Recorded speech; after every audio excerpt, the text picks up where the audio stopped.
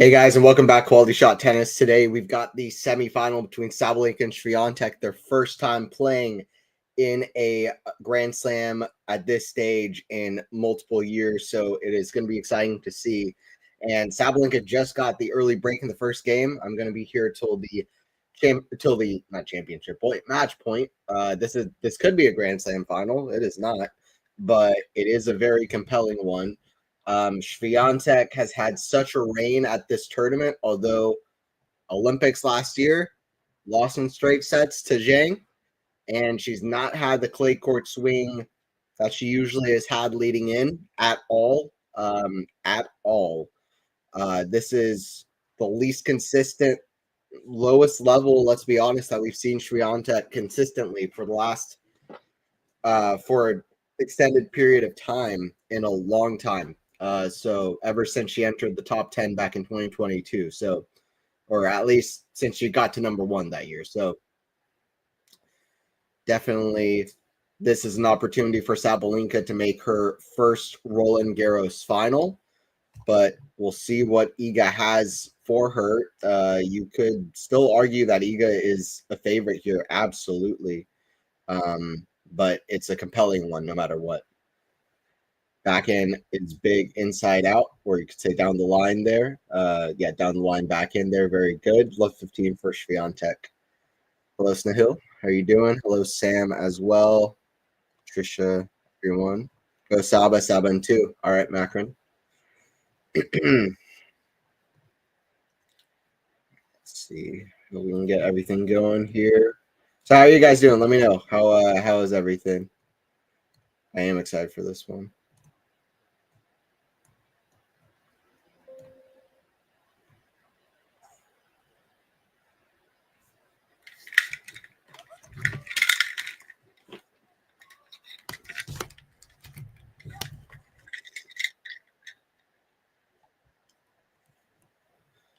$15 Sabalenka. We got power versus defense, counter punching. It's always the exciting rivalry between these two.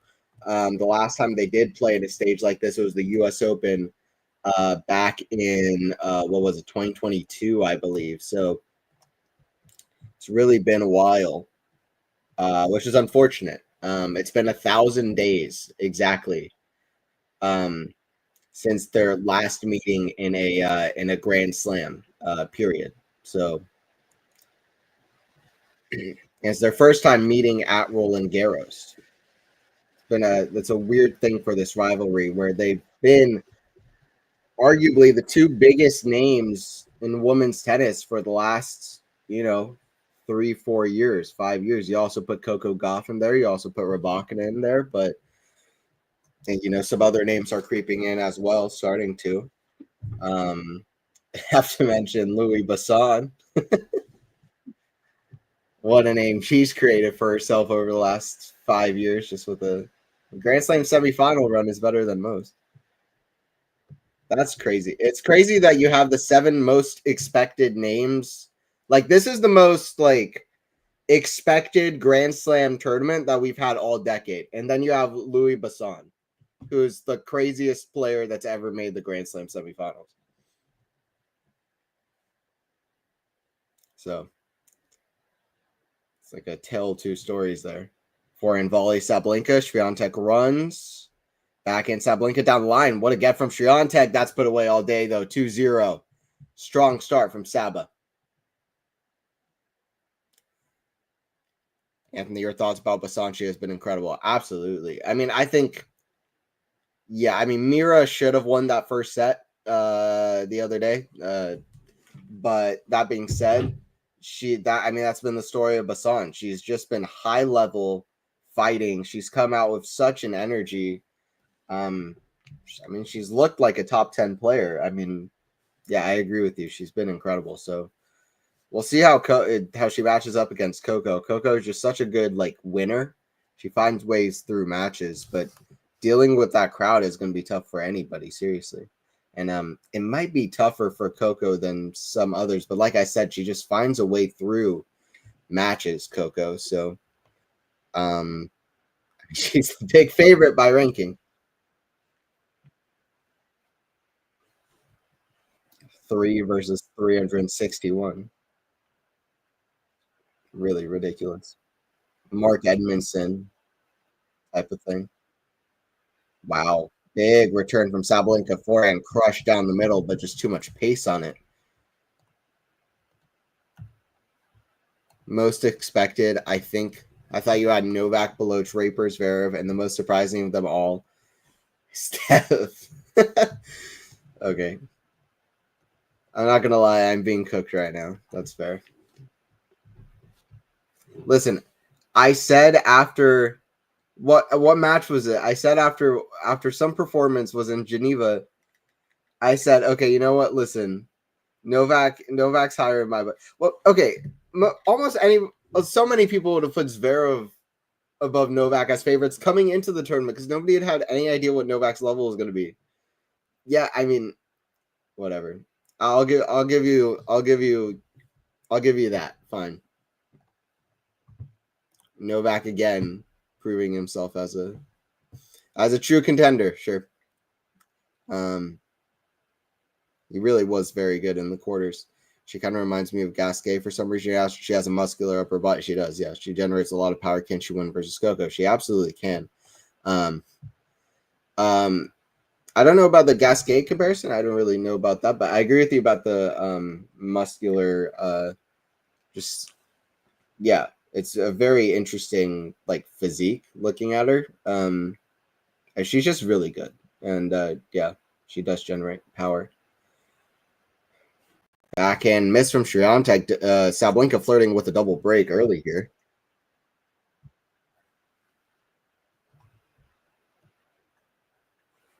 Swiatek's got to get this under control real fast.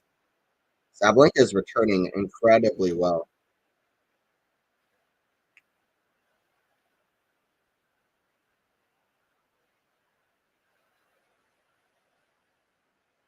Backhand Sabalenka. Forehand to Swiatek. Great angle off the forehand cross court.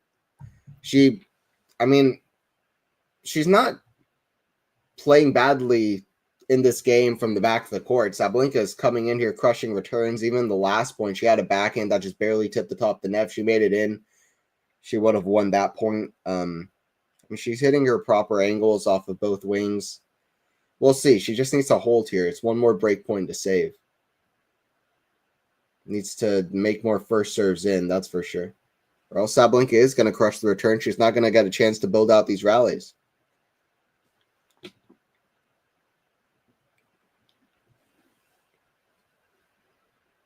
Kick serve, back into Sabalenka. Backhand down the line, forehand of Swiatek. It's going to go out. 3-0 for Sabalenka start here. Wait, what's happening here?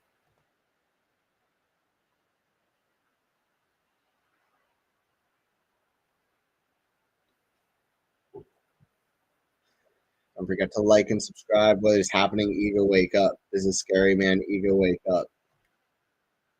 Yeah. I mean, but Iga just hasn't really been Iga, but I agree with you. She just hasn't really woken up yet.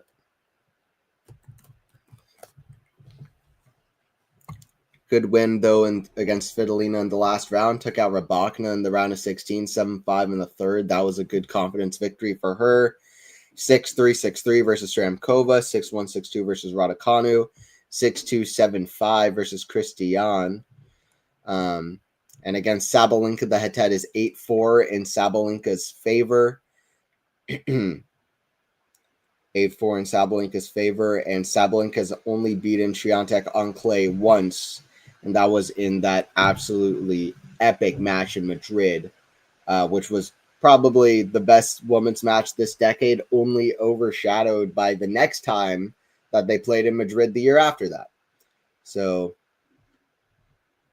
that is kind of the breakdown of their head-to-head. First time they played was in Guadalajara WTA Finals, 7-5 in the third for Sabalenka, winning the first match their head-to-head. That was in 2021, kind of a prelude before Swiatek really became Swiatek, but still, she was in the top 8. She was still very good, but that was like right before she kicked off and became the player that would dominate.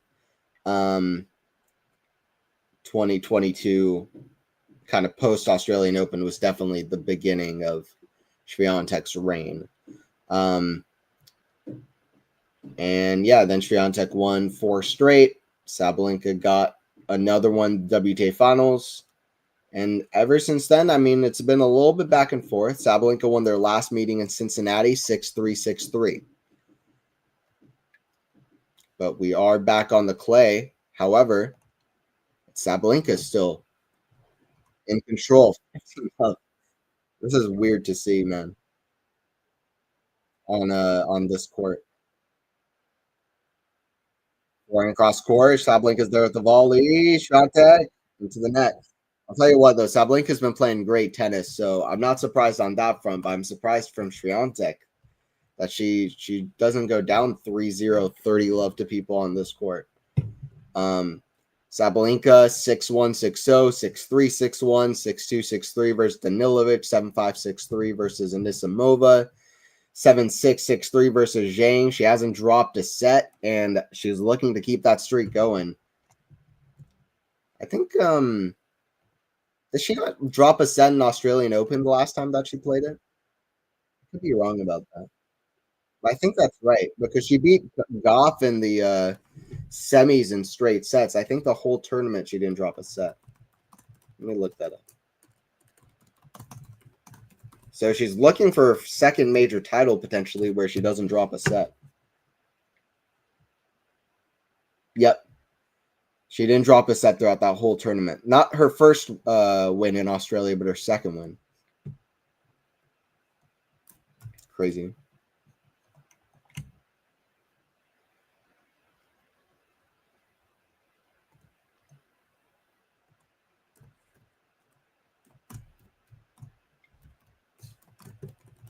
It's a little bit different on the women's side if you do it than on the men's side because women play best 2 of 3. You don't have to win 3 sets in a match, which makes it a little bit more difficult to not drop a set. That being said, it's still an incredible achievement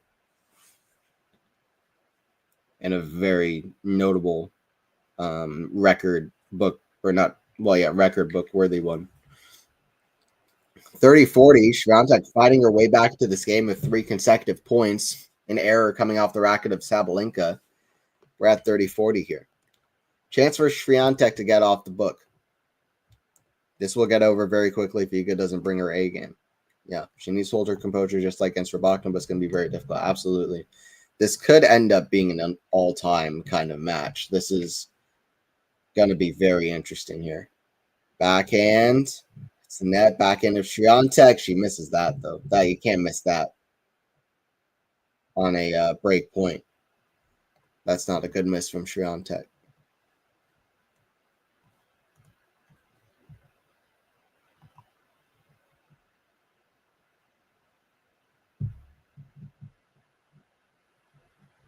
Did Sabalenka not drop a set in the U.S. Open as well when she won it? No, okay, she dropped a set there. Lost a set to Alexandrova. Alexandrova on her day is an incredible player. But anyway, she's looking for her second major title without dropping a set.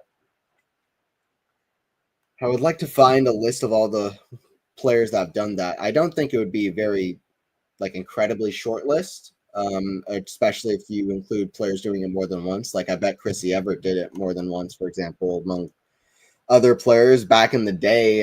Suzanne Lenglen dropped 5 games, I think, en route to one of her Wimbledon titles, and that's a real stat.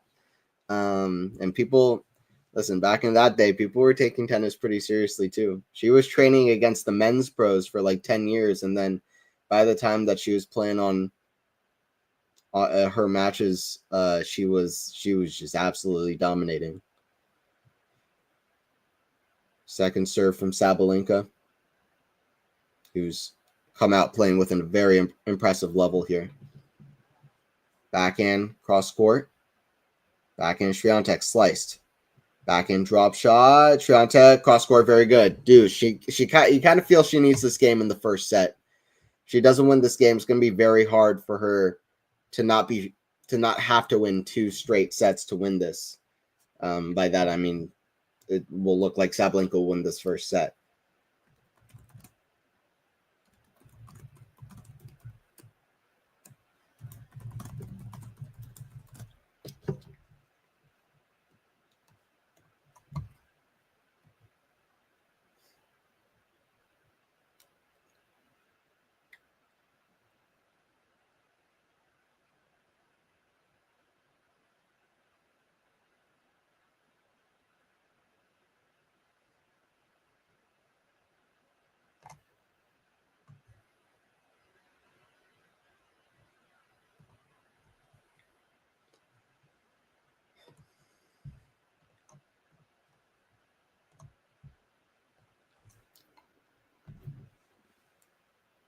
Backhand strike from Iga, and it's going to be a break point coming up for her.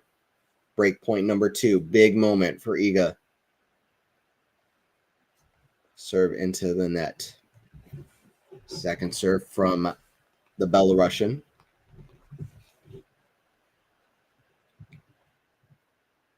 Kicked back in Swiatek. Forehand Sabalenka the other way. Yeah, if you give up so much space, I mean, she's leaning into the court. It's so hard to run backwards inside the court, like, and run that long of a distance. It's impossible, actually, is what it is. So she needs to, if she's gonna go for that, she needs to hit a winner off of it. And by the way, it's very hard to hit a winner off of that. So especially because Sabalenka has that forehand on that side, you have to get it.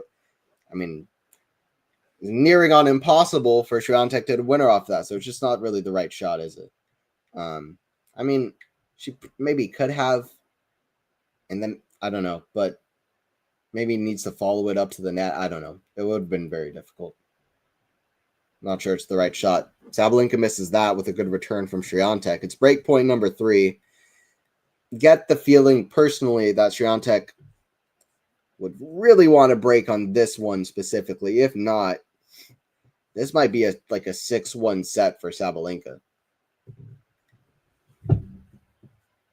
If she doesn't break right here. I just get the feeling. I could be wrong. Don't want to waste all these chances. Forehand. Swiatek goes for it. I think she just misses it. Umpire is down. No, it's called good. Umpire is coming down to check. It looked out on first watch. It isn't. Swiatek just makes that's a crazy shot to break because that is as close as you cut it. I don't think Swiatek did not mean to do that to cut it as close as she did. I think Hawkeye's calling it out, or is it? I can't tell. No, Hawkeye says it. Hawkeye says it caught the line, just barely. It's almost impossible to tell, like a millimeter in. So anyway, Swiatek breaks Sabalenka. She gets one back. Very important. Even if she doesn't climb all the way back in the set, which she's very capable of doing as well. But 3-1. 3-1, 3-1. Swiatek to serve. Doing a little bit better there. Giving some tough balls to Sabalenka and making more balls.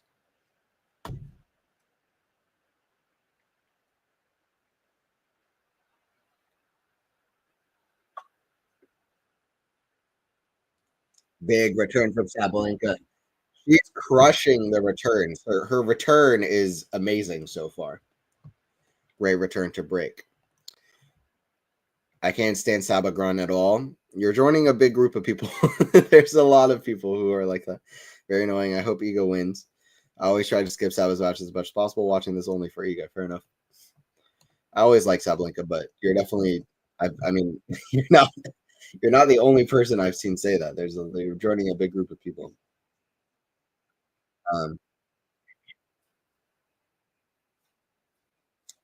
Reason I like Sabalenka is I usually like people with very big personalities, and also she hits the ball very clean, which is just very like impressive to watch. But I understand because I usually am very annoyed by big grunts like that. Love 30, and Sabalenka is like she's as aggressive on the return as if she was serving. She's finding ways to dictate points right away, and that is not a winning recipe for Swiatek.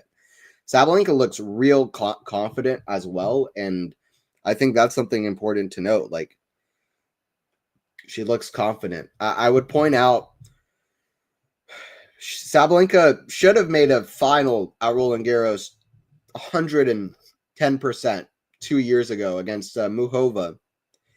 Was serving for as a double fault is miles out from Swiatek. I don't know what her serve is not there. Sabalenka's return is crushing it. This is a losing recipe. I'm not just saying losing this game. I'm saying losing this match. Swiatek needs to pick it up. I mean, is she content with the semifinal appearance? Because unless she picks it up here, that's going to be what this what this 5-time major champion is looking at getting here, and it might be a beatdown. Lost 6-1, 6-1 to Coco. What was it, on clay?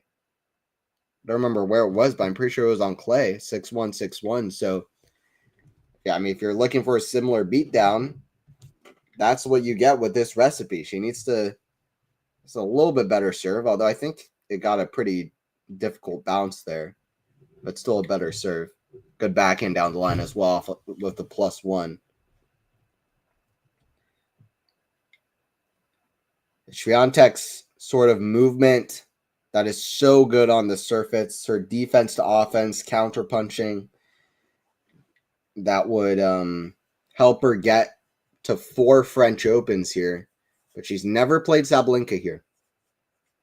She's lost 4 times to Sabalenka. That's 2 breaks for Sabalenka. She does not consolidate the break Swiatek, so it's a double break once again for Sabalenka. 4-1.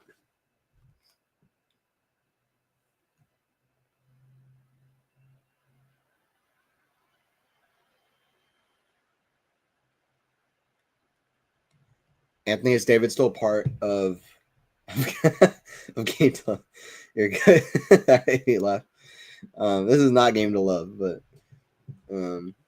haven't seen him on streams for a long time. I only see you and FaZe on these days. Yeah, he's busy with other things, which I won't get into because that's his kind of biz. But yeah, he's been busy, so he just hasn't had time for it. But he still might be a part every now and again, as far as I'm aware. It's nothing to do with like him. He's like, I'm done with quality shot or something. Like he's just been busy with other stuff. So that's all it is. But he really is busy, so it's all good. At some point down the road, hopefully he can make time as well for it again. It's not gonna be 6-1, 6-1. I can assure you that. I'm kind of being what's the word? Not overzealous, but a bit humorous. Like I don't think it will be, but my point is that if Swiatek kind of gives Sabalenka gimme returns, and Sabalenka has the is returning as well as she is so far today, like I mean, simple as simple can come. It's gonna be a hard day for Swiatek. It's a good like Swiatek needs to get deeper serves. Like it's not that much more complicated than that.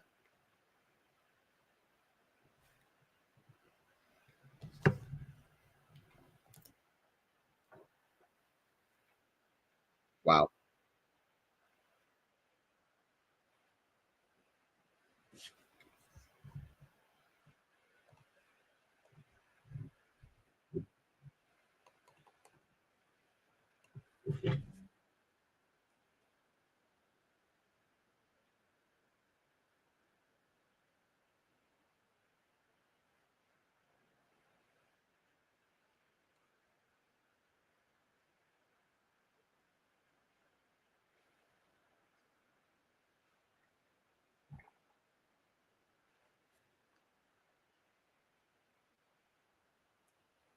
Forehand, Swiatek's in the net.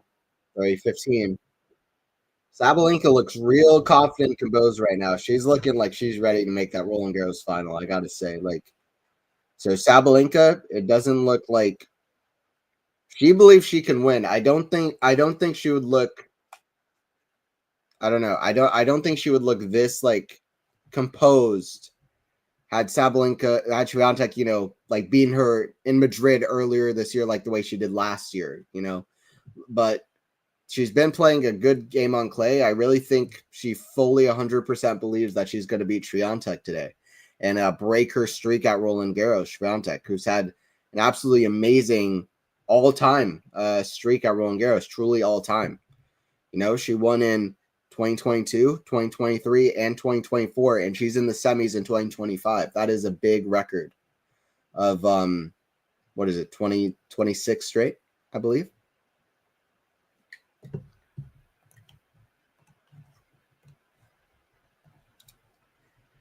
Yep. Yeah, hopefully he'll be back though. We miss him. I wonder if Coco prefers to play Saba or Egon Saturday. If Coco prefers to, yeah. It's a good question, Matthew. It just depends where Iga's level is at. Right? But I mean, honestly, I think she might prefer to play Iga, which is I never thought like if I said that a year ago, that would be the craziest thing ever.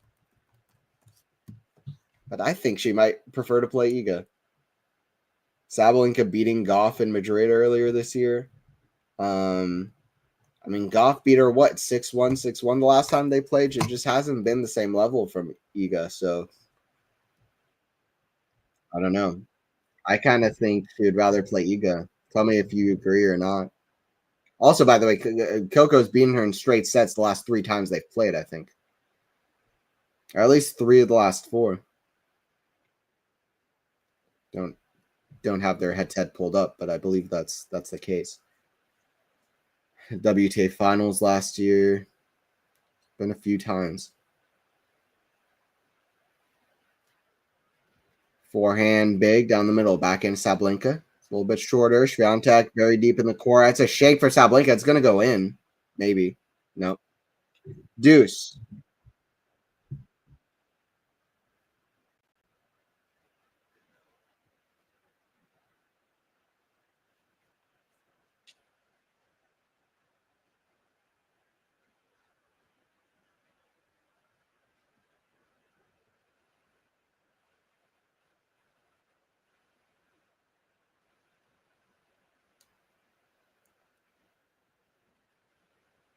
Forehand of Sabalenka.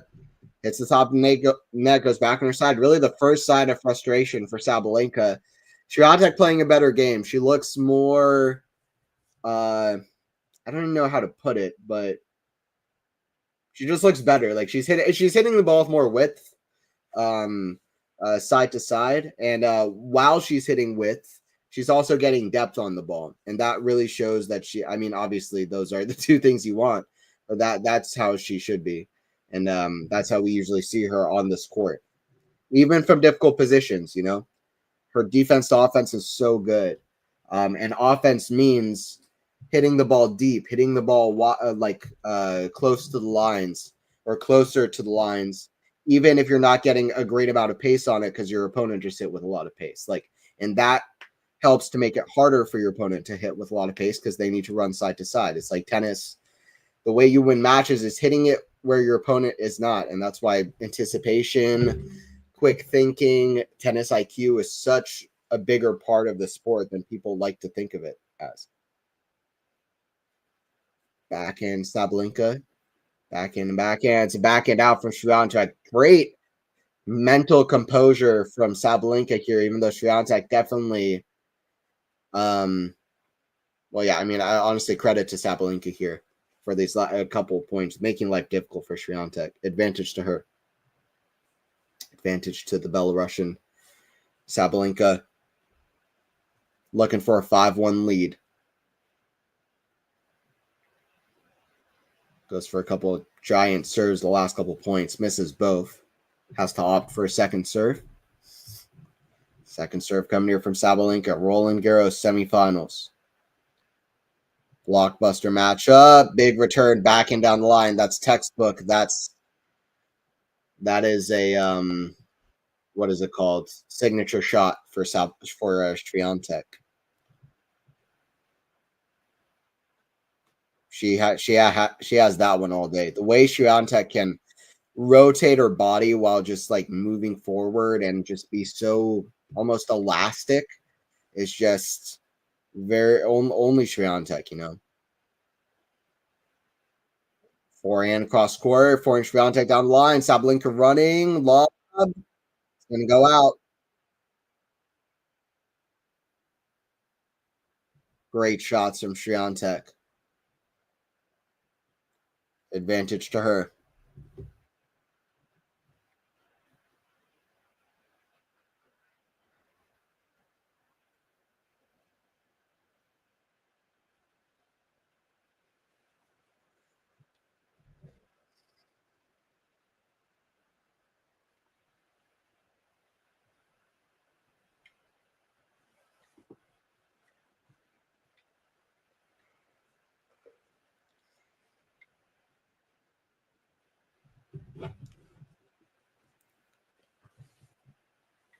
Second serve here from Sabalenka, I should say. Second serve, Sabalenka. Down break point. Kick serve. Big return. Forehand. Short. Forehand. Attacked. Swiatek with her best game of the match by a country mile. 4-2. Seriously. She broke in the other game, but that was her best game by a country mile. That really looked like how we're used to Iga Swiatek on this court. 4-2. Much better game. Trust me. Much better game from Swiatek. Four-time champion. I don't know how you think he'll be a beatdown. I'm just saying she needs to get her game together. Even Rabakta looked very confident at 6-1, 2-0 up versus Iga. That's fair. Sabalenka's not Rabakta. She's the world number one. That's also true. Especially on clay. Sabalenka's a better clay player than Rabakna by a lot. Sabalenka needs to not show doubt or hesitation. Iga has an aura at Arjun. She'll sense if Saba is doubting herself. Absolutely. That's why I mentioned this kind of confidence from Sabalenka. It's like that's so important for her to just really hold on to that belief that she can win this as it becomes more physical. As Swiatek starts to do better on the defense to offense, as she gets that serve together, where Sabalenka's insane return doesn't, um, you know, play in her favor so much.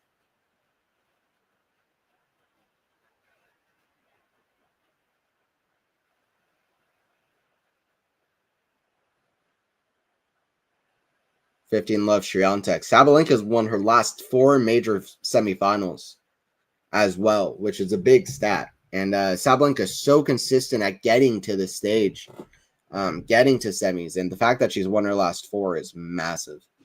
But she's world number one for a reason. Backhand cross court, backhand Swiatek. That's the world number one versus the number one at Roland Garros for the last 5 years. There's no doubt that's what it is. But to me, the number one most interesting thing about this match is that they've never played at Roland Garros. So there's just really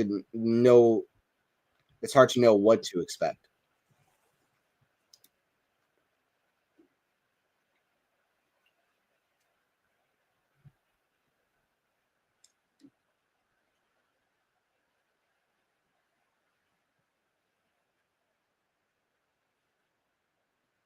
Backhand Sabalenka, up high, forehand Swiatek, backhand slice, Sabalenka. Backhand down the line, forehand Swiatek. Forehand volleys goes out. Sabalenka, Swiatek's there anyway. Kind of sending a message. That's absolutely what that was. 40 love Swiatek. And what I mean by the way, Swiatek sending a message is Sabalenka hit that ball out. There's no reason Swiatek had to run all the way to get to that next shot, but she sends a message and hits a very difficult pass because I would have been there anyway. That was a message for sure in my book. 40 love. A lot of this is mental, man. Forehand, that's going to be out. 40-15. Sabalenka looking for 2 wins in a row versus Swiatek, but this would be a way bigger win than Cincinnati. Trust me. Also, 8-5 is very different than 9-4 if you're looking at a head-to-head. So it's also something to think about.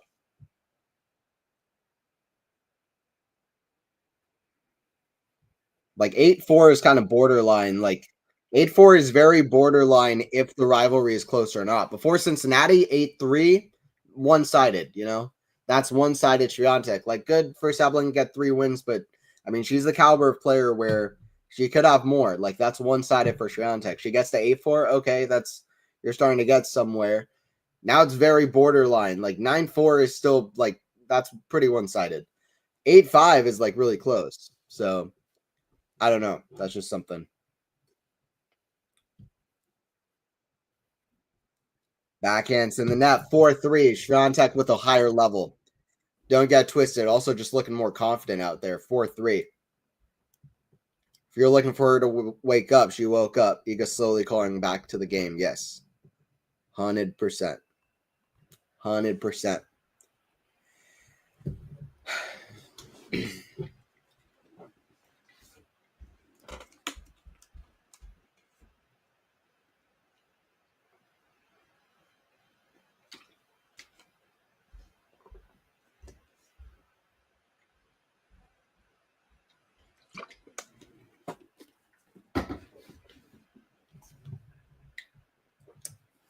Hopefully, you guys checked out the recent content. By the way, got a chance to go to the Little Rock Open, which was awesome, and talk to players, see amazing high level tennis up close. I spoke to Maxime Cressy. I got to see like Hyun Chung play live, the guy who beat Djokovic years back. I got to see like Ilya Ivashka was at the tournament.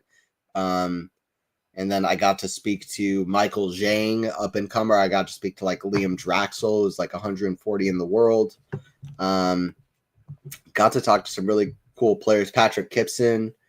So it was a really cool experience. So hopefully you guys enjoy that. Interviewing players is very fun for me, and there will be more of that coming. But it's just like my favorite part of it is actually watching the matches, and while watching the matches, knowing I'll get to pick their brains about, you know, about things. But it's also like just the interview format, and having the control, I guess, of an interview and trying to get it to go the right way and get answers out of a player and take the conversation in certain directions is like an interesting like art form in itself. I just think people are super interesting, and tennis is a sport where that's lacked. So it just makes it really interesting to look inside a player's brain. And there's a lot that hasn't been done in, I feel like, tennis interviews, especially like lower tier players. So I feel like it's an interesting thing to do.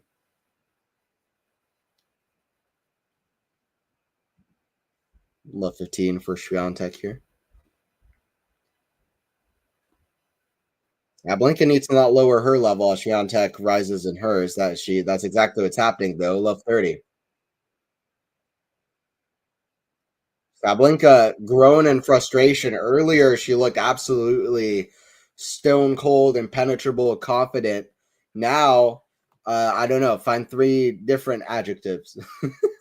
Find three opposite adjectives for Sabalenka because she looks frustrated.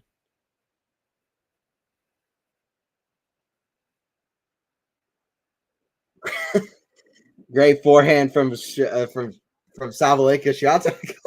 Swiatek looking at the other end at Sabalenka, kind of annoyed. Maybe that was Sabalenka with a huge "Let's go," but that was not a confident "Let's go." That was like a finally I got a forehand in. Let's go.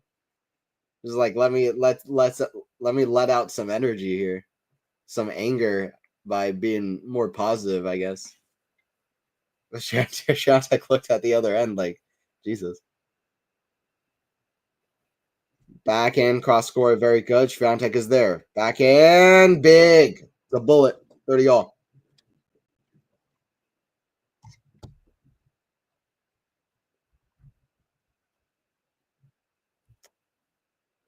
How's it going, Kirani?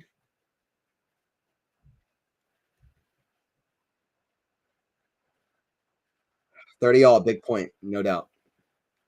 Sabalenka looking for three in a row. Swiatek looking for a break point. Big forehand cross, forehand down the line, missed. Great return. Great return. It's too good. Too good from Iga. 30-40. It's a break point. Swiatek crawling her way back. She was down a double break twice in this set. We could be back even with one shot missed by an inch out. One shot missed by an inch out, a shot into the net. Shot here would do, as long as it's not Sabalenka.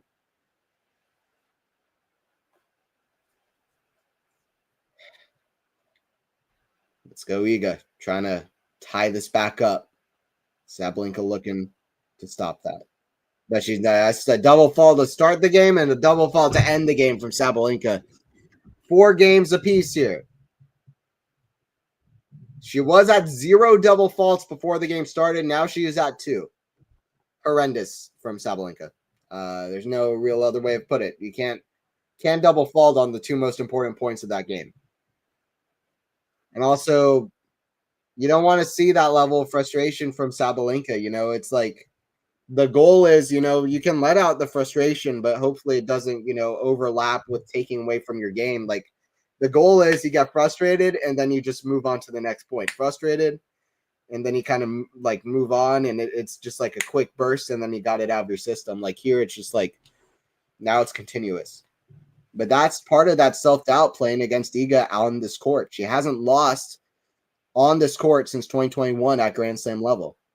They back end cross court, finding way more width of shot, Swiatek, and also serving better. This is finally Iga Swiatek at Roland Garros. 4-4, 50 left. And she found it against the world number one.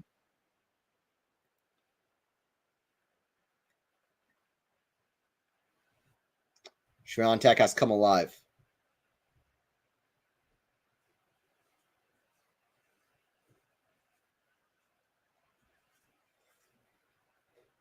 Sabalenka on the other end, though, can't play that game at 4-3. Can't play that game at 4-3. It's not just the double faults. You just can't play that game at 4-3.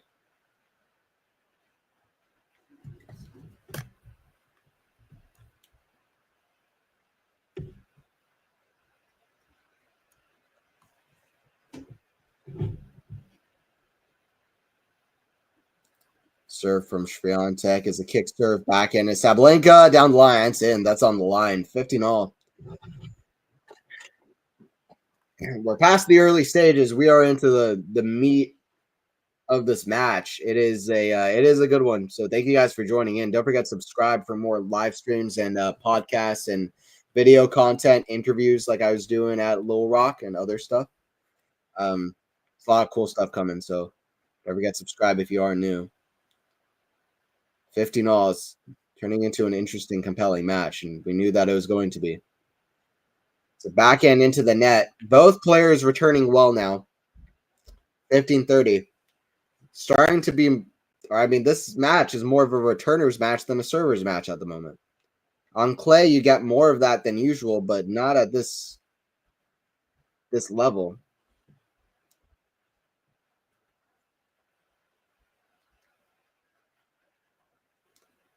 Serve into the net, second serve.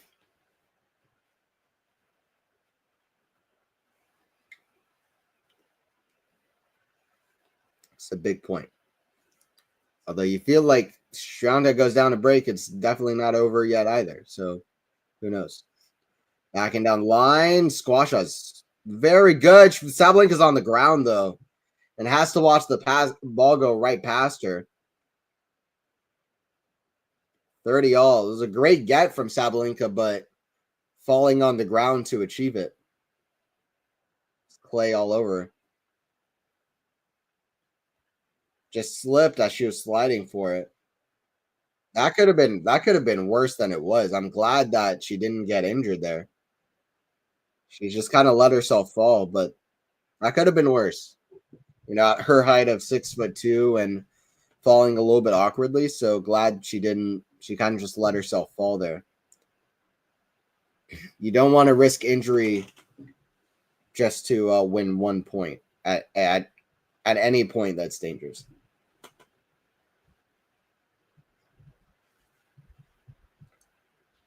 Serve is long. Second serve.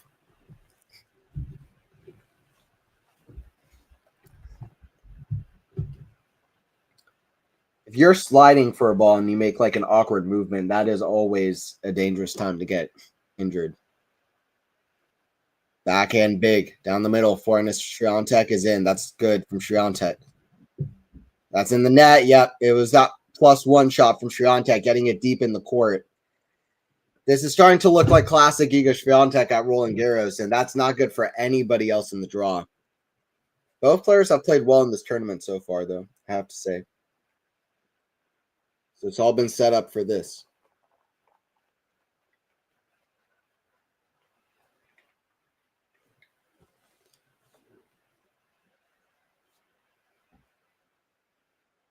Sabalenka return is very good. Both players hitting through the court very well. Sabalenka asking for the crowd. Though it seems like a little bit out of anger.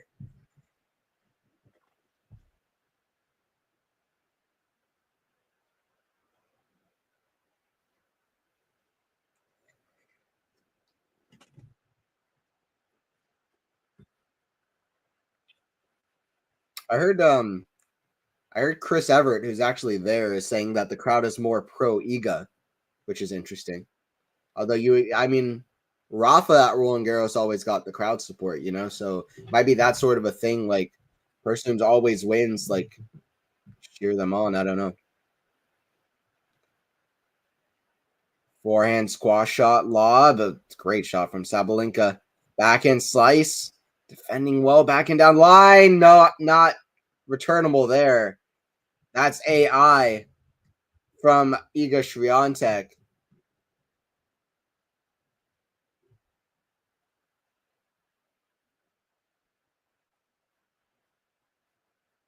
Swiatek asked ChatGPT, how do you win a tennis point? How do you play a tennis point perfectly? And then she just let ChatGPT play with her racket at that point.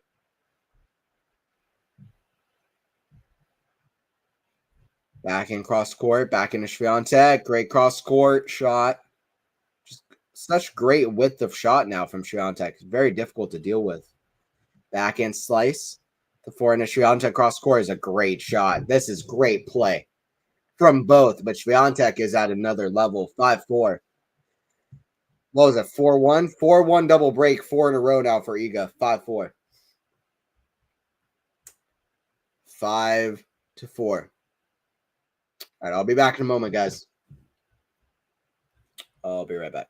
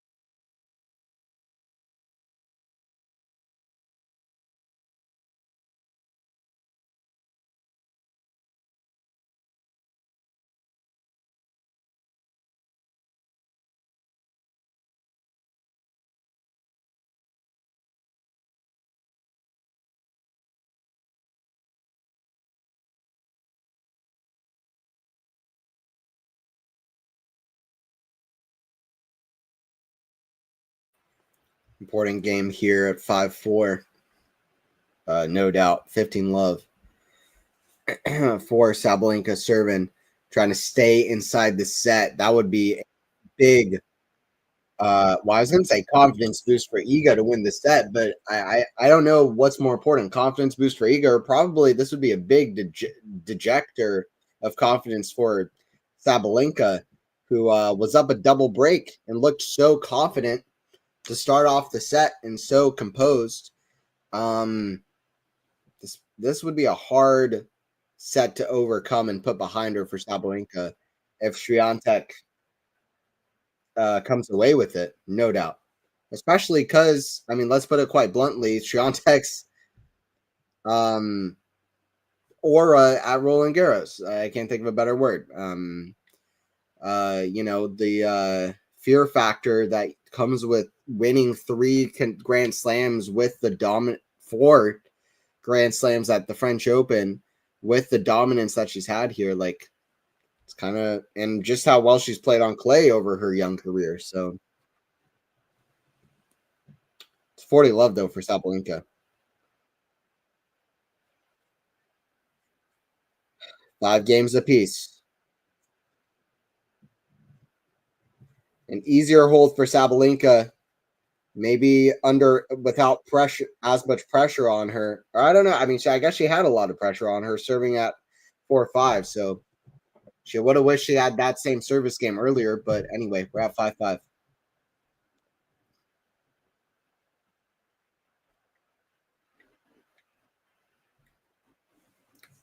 By the way, Swiatek basically not showing any outward emotion so far in this match, but that's not unusual for her.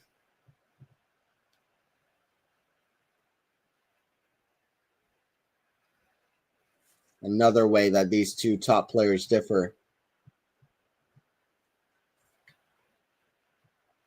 Because Sabalenka is just so animated and explosive outwardly. It's like extrovert versus introvert, genuinely.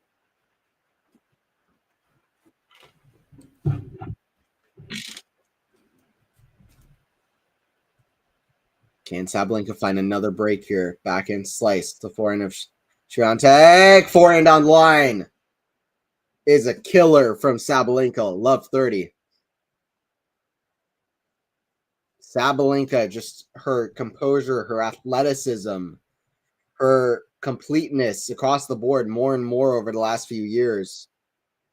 It's just so good. Her movement on the clay is pretty good. Sabalenka, big roar after that shot from Sabalenka. Maybe that is the shot for Sabalenka that gets some of that tension out of the shoulders, loosens her up, gives her that confidence. Absolutely pivotal game. By the way, Sabalenka's won 6 straight points.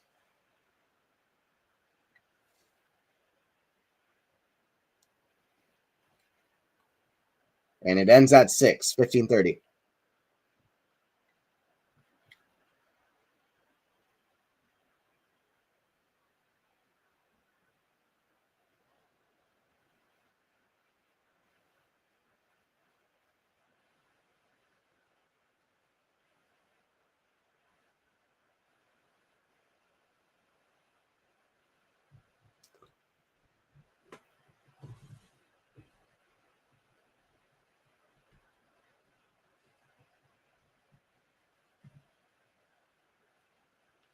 Got serve from Iga. Kick serve, backhand of Sabalenka down the line, forehand of Swiatek. Forehand of Iga. Gonna go out, 15-40. I don't know. I feel like is it bad to say that 2 or 3 years ago I feel like Swiatek would not have lost the point like that. Like just letting Sabalenka have too much control early on in the point, like and she's not able to get that control back at all. Just find it a little bit too short in the court from Swiatek, off the serve and from the back of the court in that point.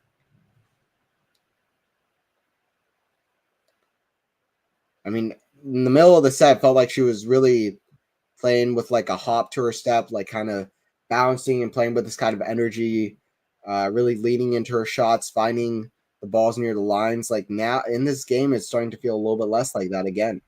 And that's a very short serve. It's going to be punished. That's not even close to going in. 6-5 for Sabalenka, who gets a deserved break. She played a good game. Swiatek did not play a very good game.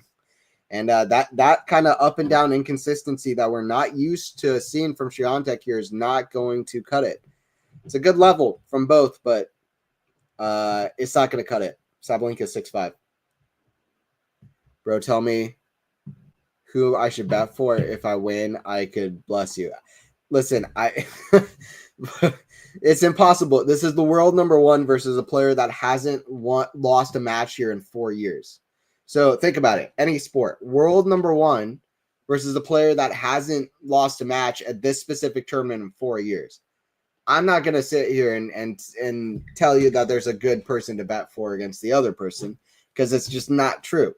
I would personally bet more on Sabalenka because I feel like Swiatek's had a good run for her year this year.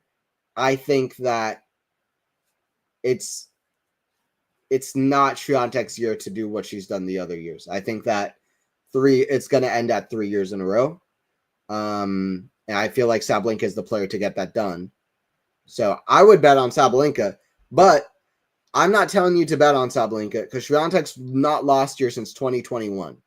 So that would be kind of foolish. But I personally, Sabalenka, I think, can beat her today.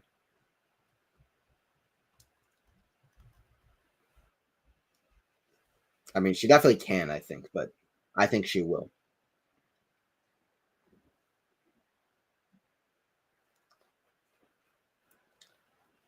Love 15, Swiatek. But you would think that Sabalenka would really, really, really want this set to get that done after having a double break twice.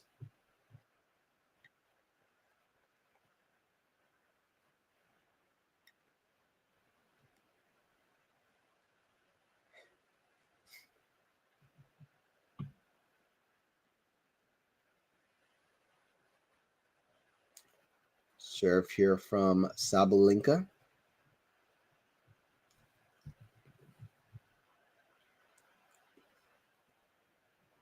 Kicked back in Swiatek. Back in Sabalenka down the line. Misses it. Love 30.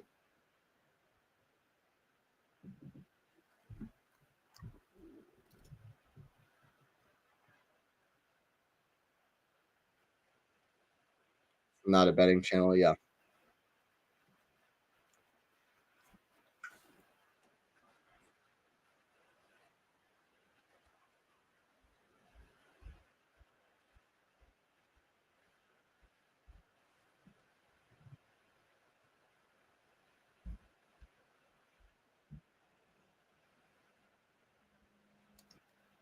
Forehand. That's going to go out.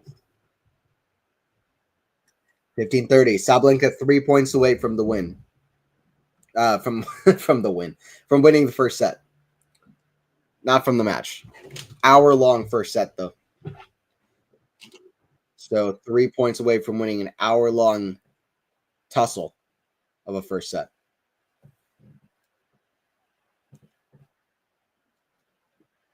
Forehand, Sabalenka goes to the forehand, Swiatek in the net. 30 all. It's probably the highest level we've seen from Swiatek all year. So it's good to see her peak for Roland Garros. Of course, she loves to play so much, but so far, Sabalenka's playing better in general. Overall, Sabalenka's playing a little bit better. We'll see if that translates to a first set victory or Swiatek can absolutely steal this. Forehand, big return. It's going to be a break point for a tiebreaker. Huge return. Listen, that was coming at Swiatek with pace, and Swiatek still absolutely bludgeoned it, or bludgeoned it, whatever the word is. She killed it. Absolutely murdered that ball. 91 miles per hour return speed. Great serve from Sabalenka. Swiatek neutralizes it well, but she can't get to that one. Deuce.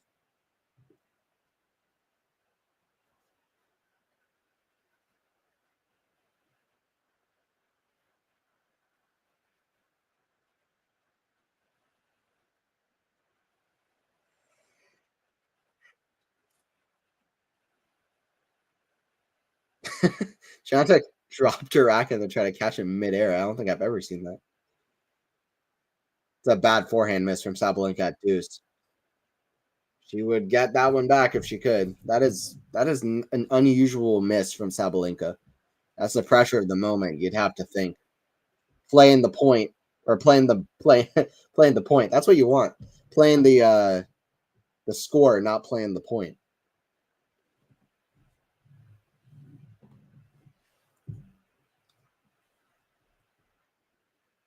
Serve is way out off of first serve. That's never a good sign for your serving rhythm going into a second serve. Sabalenka looking to step in here. She did it off a first serve. She can do it off a second serve. And she does. Backhand down the line, misses it. Four times. Sabalenka up a double break twice. I mean, Swiatek's broken now so many times. I think it's more than four. 6 games apiece. This is just their second tiebreaker in 13 meetings. That's unusual. That's amazing, actually. What a stat. They've had a lot of 7-5. Their first one was in their all-time match in Madrid. This could be another one, another all-timer between these two. It could be. But that was in 2024 Madrid. Let's see. Swiatek can steal this one here. Backhand. Backhand Sabalenka. That's too good. 1-0. I don't know how Sabalenka overcomes this if she drops this set. It's starting to feel like she needs this set after all the leads that she's had.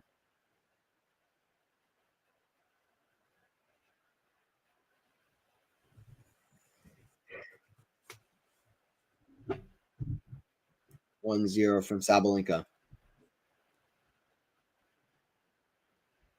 Back into Swiatek. Back in Sabalenka. Trying to go behind Swiatek again. Good play.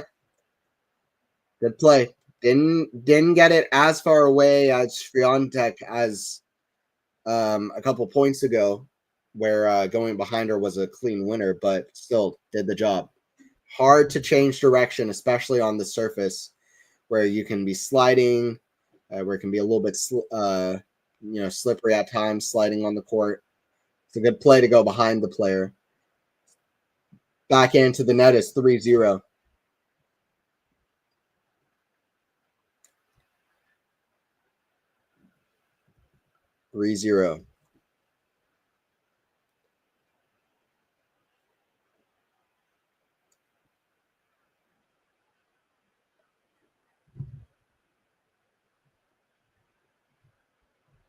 See what Iga can do to fight back here. That's crazy. Like, actually crazy. They've only played one tiebreaker in 13 meetings. This is their second. Like, that's crazy. This is the first time they've played a non-deciding tiebreaker, like non-deciding match tiebreaker. A tiebreaker that's not in the final set. That's really unbelievable. I didn't realize that was the case at all. Forehand to the backhand, Swiatek. Forehand drop shot. Swiatek finds it on the line. Volley. Good.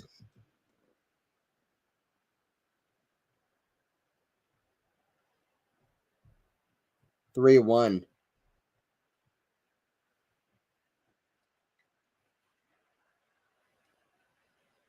Hell of a return. Not a good drop shot from Sabalenka, though. She was in control of that point after the return. She didn't have to hit a drop shot against the greatest mover on tour.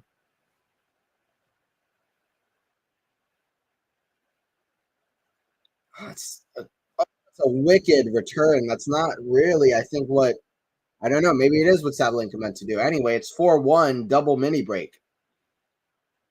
That was a tricky shot, and Swiatek didn't quite set up for that well. She, to me, she hit that too early. She kind of,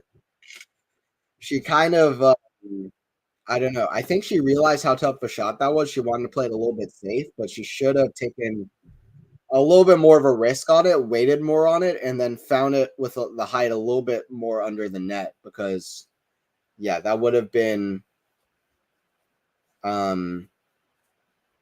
don't know. That would have been a better play there. 5-1.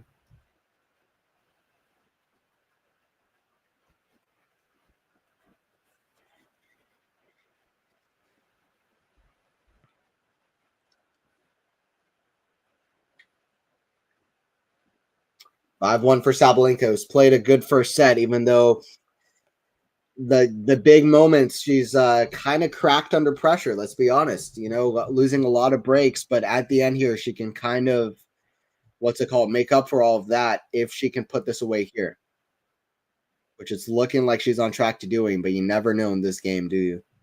How exactly it's going to go. And don't forget to subscribe to Quality Shot Tennis for more live streams and check out the podcast that I do weekly as well. It's going to be out from Swiatek. 5-6 set points for Sabalenka, and surely it's the first set now for Sabalenka. Well deserved for the better player of this set overall. To me, definitely the better player. Not not by a lot, but to me, definitely the better player.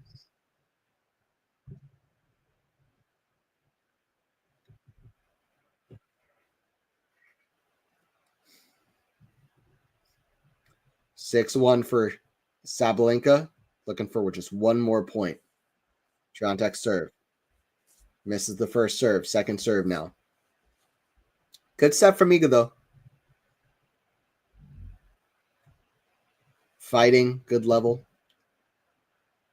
But it's Sabalenka with the 6-1 lead. Backhand. Goes to the backhand of Swiatek. It's going to be out 7-1. A breadstick of a tiebreaker for Sabalenka. The well-deserved player wins the first set. The better player wins the first set. 7-6. 7-6. All right, I'll be back for the second set, guys. Do not go nowhere.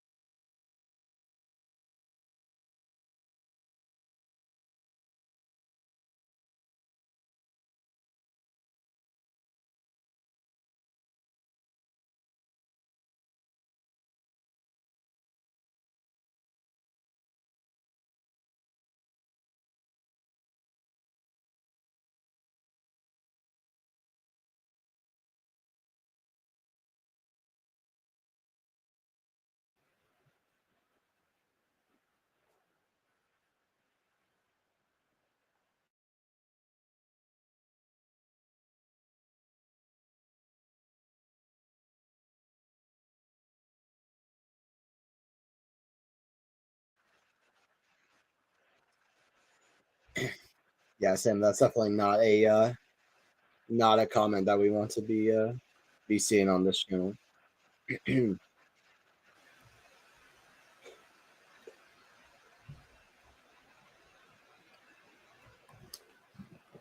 Above anything on this channel, we want respect for the players and also for other people on this channel who watch the channel or who are part of it. So yeah, we do not want to see any of that.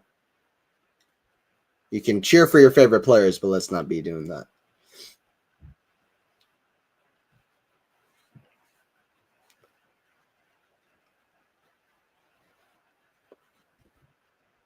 Yeah, I mean, Swiatek fighting well in that first set. She's going to get confidence from how she fought. I don't think Swiatek is going to be in any kind of a mindset that this match is over.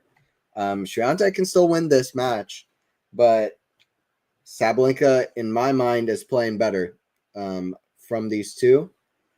It's an interesting one, though. It's a dramatic match. Sabalenka getting real frustrated there towards the end of that set, but I mean, why would you not? If you were up a double break twice and then Swiatek finds a way to even it. So yeah, definitely a dramatic set, no doubt. So second set to begin here.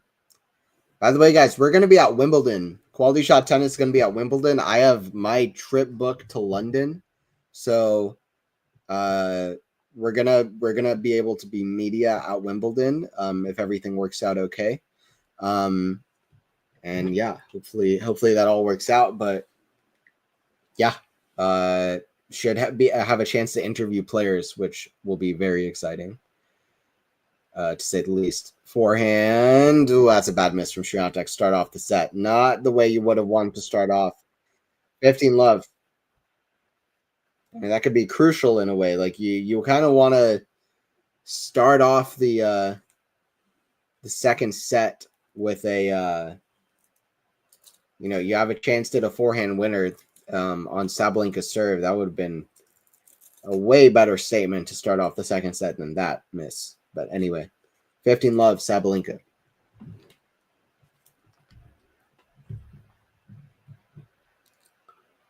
Forehand down the line is good, 15 all.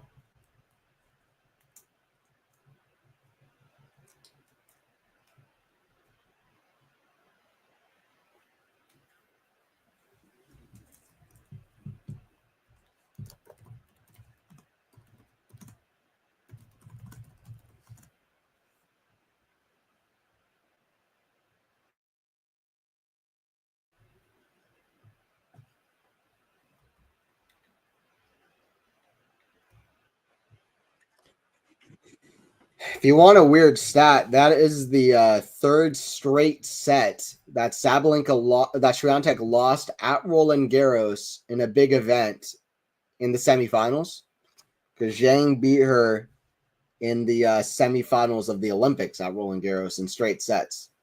So Sabalenka looking for what would be Swiatek's second consecutive straight sets loss playing at Roland Garros in a semifinal. If that made any sense at all, which it probably didn't make very much sense. But anyway, 30-15 for Sabalenka. Sabalenka playing at a very high level. That's what you expect from the world number one.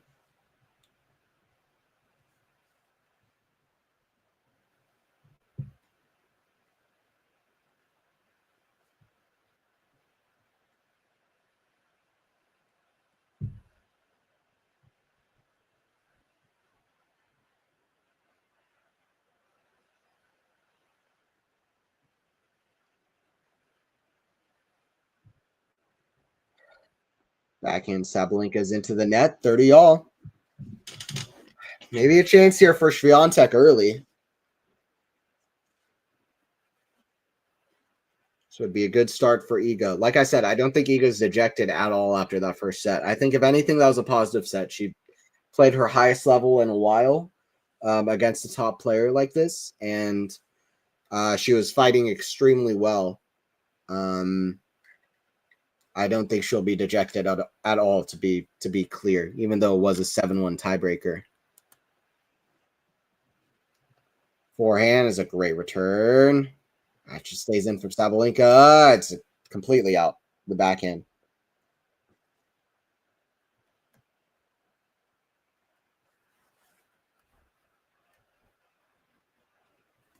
30-40 for Swiatek. An hour and 18 minutes. Swiatek thought she broke and then realized that she had not yet.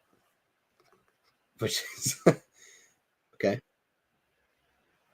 Backhand down the line.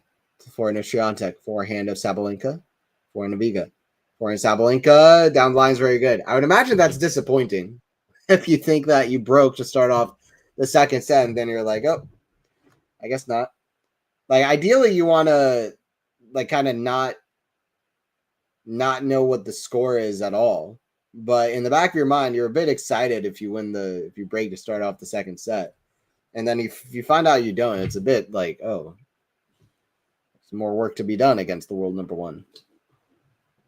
Like ideally you want to have the Michael Jordan thing where he would always try to get the rest of his team to just not know what the score is and just play each possession at a time.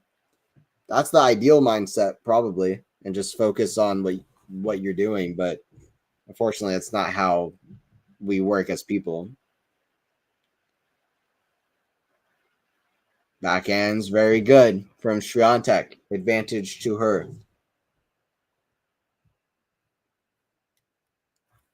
Break point.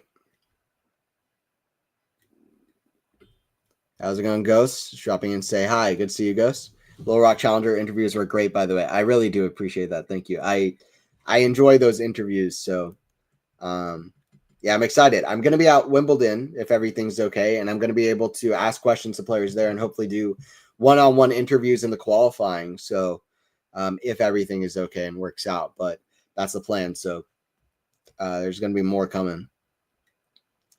Yeah, those are fun. Those are very fun. I appreciate that. Second serve from Iga. Yeah, it just seeing the players up close at that high of a levels, just it's cool. Backhand, that's a winner from Iga, 1-0.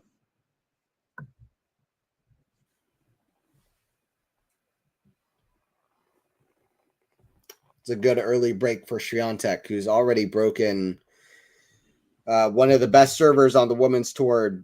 How many times? I don't even know at this point. I can check actually.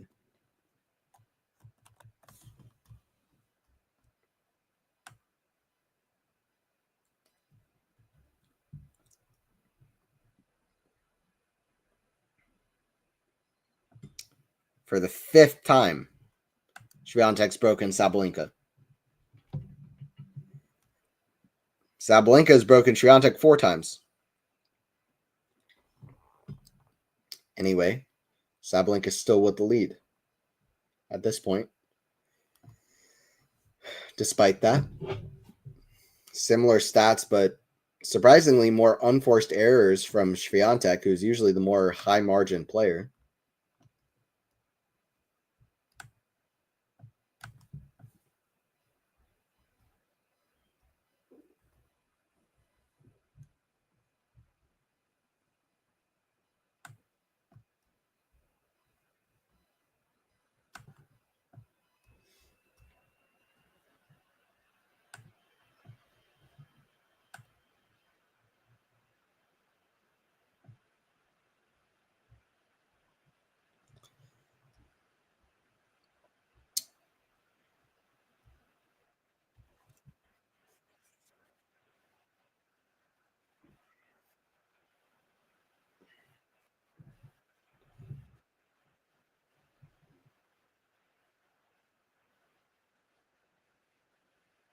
Forehand of Swiatek going to the forehand of Sabalenka. Forehand of Swiatek down the middle. Forehand of Sabalenka misses it.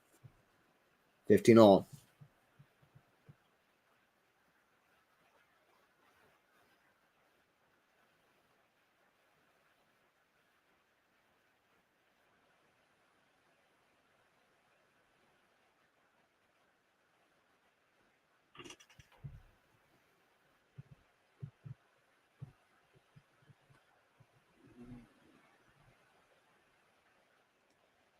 Back. Oh my god. Backhand by return by Sabalenka is out by about 500 feet. 30-15 Swiatek. Serving much better than she did in the first her first two opening service games.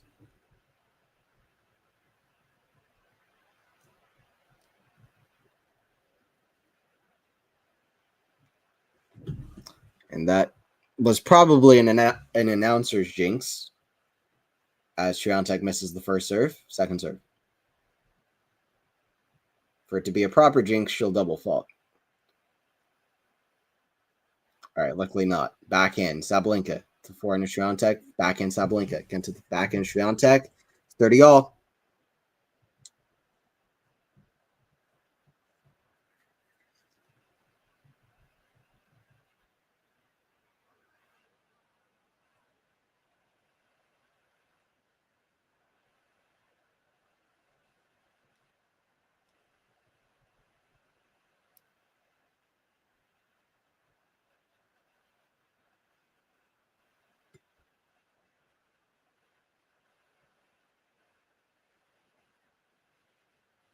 Forehand, Swiatek misses. 30-40. Too many errors from Swiatek, honestly. Too many errors from Swiatek. I mean, Sabalenka's playing at a high level. Swiatek also, but Sabalenka's playing better. In my book, like she just is, not by a mile, but she's playing better.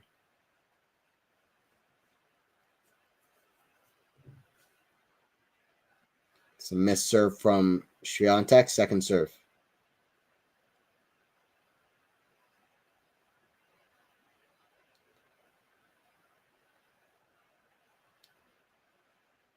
Kick serve, backhand Sabalenka, cross court to backhand Swiatek. Forehand Sabalenka has a chance here. Forehand misses it. 1-1. I have a feeling this might be straight sets for Sabalenka now. I kind of get that feeling, although I don't think Swiatek's going to give in here without a fight. I mean, she can come back and win this in 3, no doubt, but I think Sabalenka's playing better. Like 60%. If you divide the level, I'd say like maybe 55, 60% Sabalenka, 45%, 40 for Swiatek, something like that. 60, 40, 55, 45. I think like Sabalenka's playing a little bit more just consistent, I guess. And Swiatek's a little bit more up and down. It's a good return there from her, though. Love 15.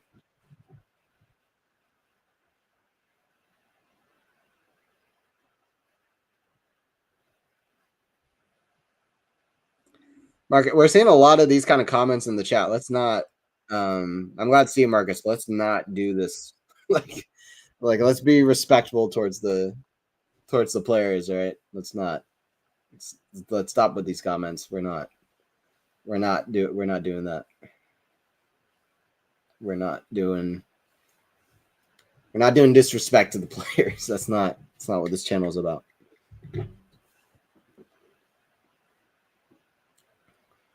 Serve here from Sabalenka. Forehand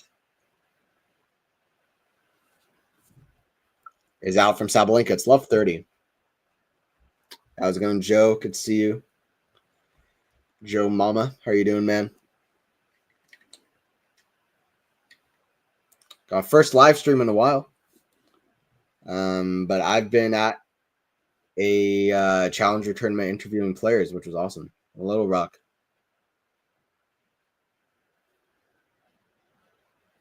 Love 40. Triple break point. Not a break yet, but surely looking, it's a good chance of it.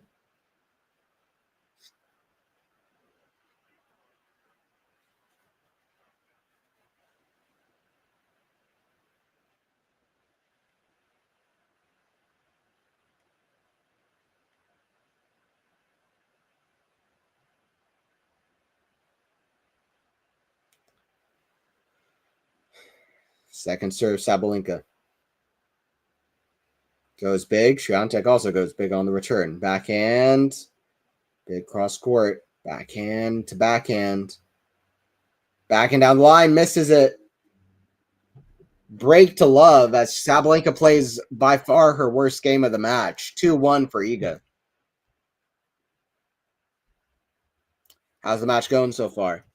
I mean, I think it's pretty good. It's a bit up and down from both. Like they're a little bit too lenient giving away breaks. A little bit too up and down, but high level.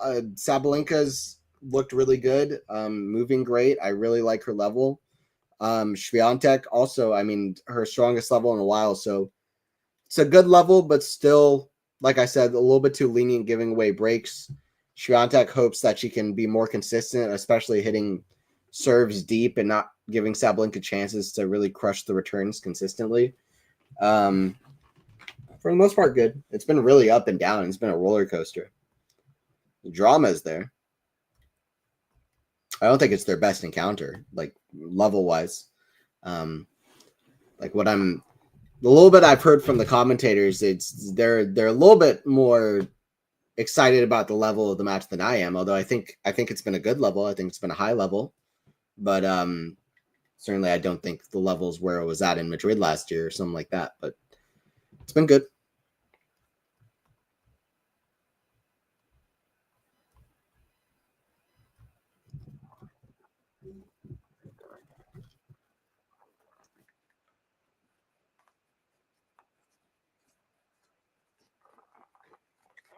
Serve from Swiatek.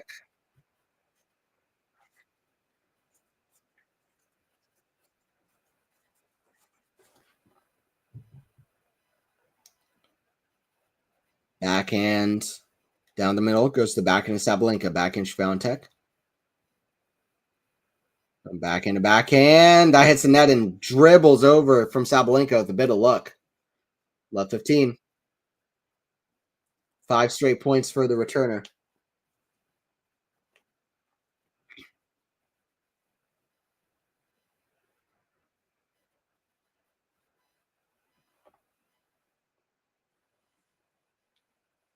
I will go on record and say that I think overall it seems to me that Sabalenka has played the higher level in the match so far.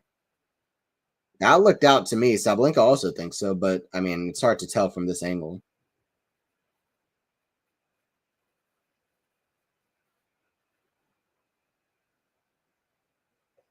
I want to see the Hawkeye call there.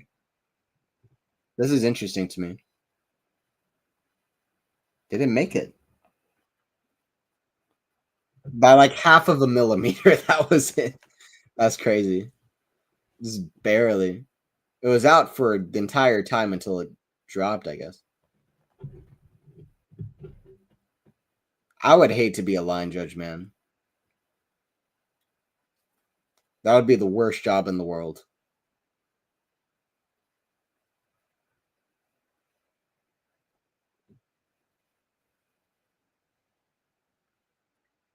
I actually think that would be the worst job of all the jobs. I mean that would be torture every day. Like because I would be so mad at ruining matches and like getting in the way. My eyesight isn't very good anyway.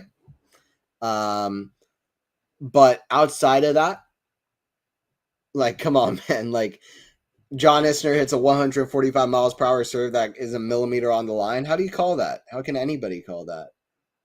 It's like that's the best case argument for it. What a shot! Holy crap! What a shot from Iga! Touch off a half volley is exquisite. Shot the match by far. Um, that was a showwoman shot. Magician. Welcome back, Roger Federer. Seriously, that was a hell of a shot. That was awesome. I don't one of the shots of the tournament. Um, I genuinely forgot what I was saying. But because that was a great shot. But anyway, it'll come back to me. Forehand, backhand down the line. Forehand Sabalenka, forehand. Back to the forehand Sabalenka, cross court, going behind Iga. That's another great shot. Swiatek showing her touch on the court and two back-to-back diamonds, digging for diamonds in the dirt. Swiatek 3-1. Digging for diamonds.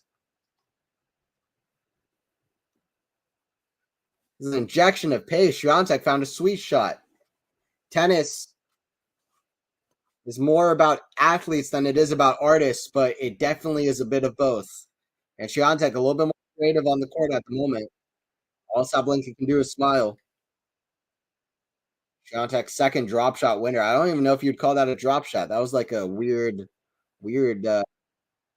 like slice, uh, taking the pace off. I don't know. It was a great shot. It's more of a back spinner, like a back taking the pace off a huge shot. It was a drop shot, but it was like a very specific, weird kind of a drop shot. More of a reactionary shot off a big shot that really allowed that to work more than deciding to hit a drop shot. Good improvisation there from Swiatek. Really the only way it looked like she was going to win that point.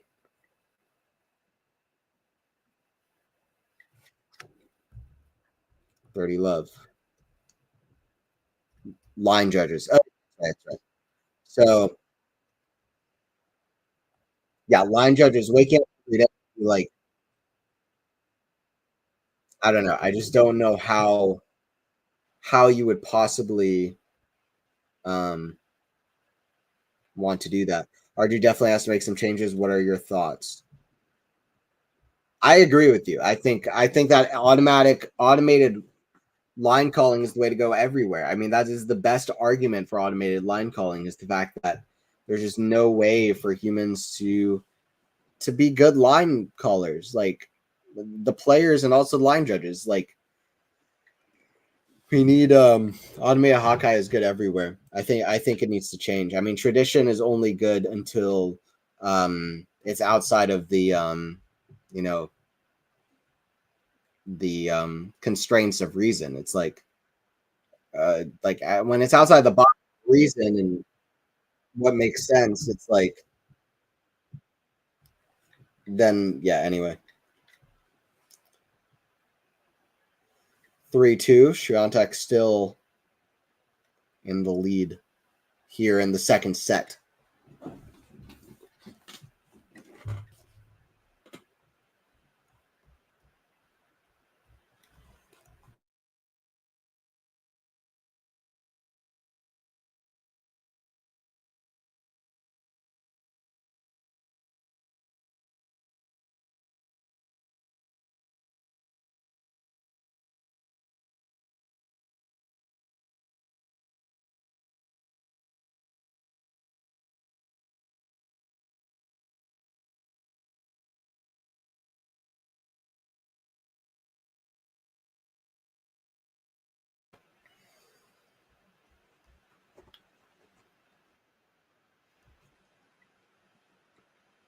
Swiatek trying to push this to 3 sets.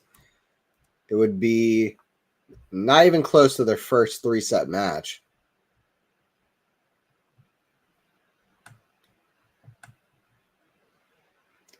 It would be their fifth 3 set match in 13 meetings if we get it. We'll see.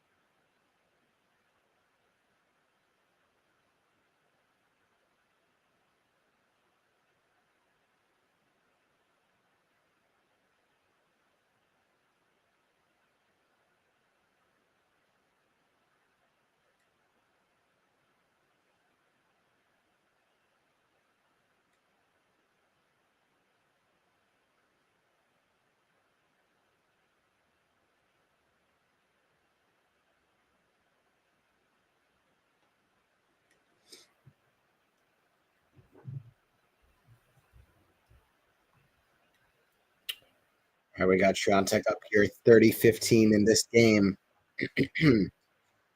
This is a great stat. Service games won through the quarterfinal, 87% Sabalenka, Swiatek 88%.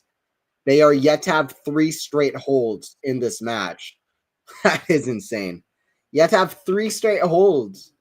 37% and 33% service holds today. It's really been a crazy match for that in that aspect or in that regard. Back and down the line, 40-15.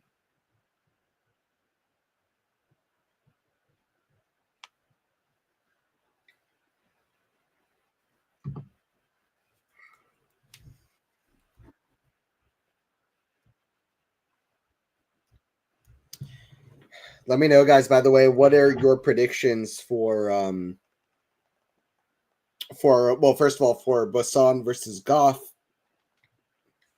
but then also the men's semifinals as well. Forehand, inside out, it's a lob from Sabalenka. Smash over the head of Sabalenka. 4-2, and we could get an epic third set here in RG. That's what you want to see. A good sporting event going on right here. What a interesting and crucial match, by the way, in the women's game, not just at this year's Roland Garros, not just for this year in general, but just I think for the landscape of women's tennis in general. Like, this is a match that a lot of people are going to look back on, and those are some of the most fun matches to watch, especially because this is the first Grand Slam match Sabalenka and Swiatek have played since 2022.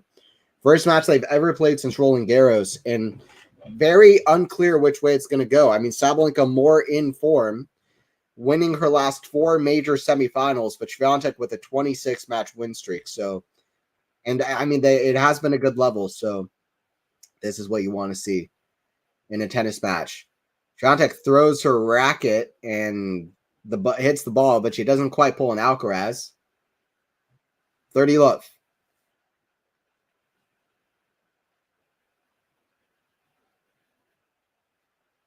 She actually was touching the racket when she hit it, I think, though.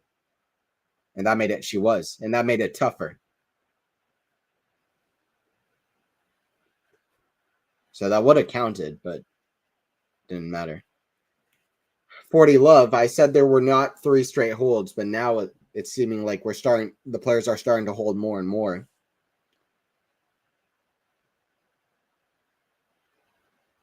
Swiatek contesting the line call on the Sabalenka serve. But the umpire can't come down to check now, is what he's saying.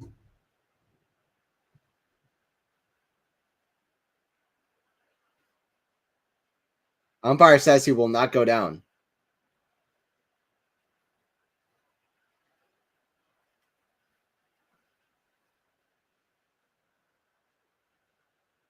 I don't really I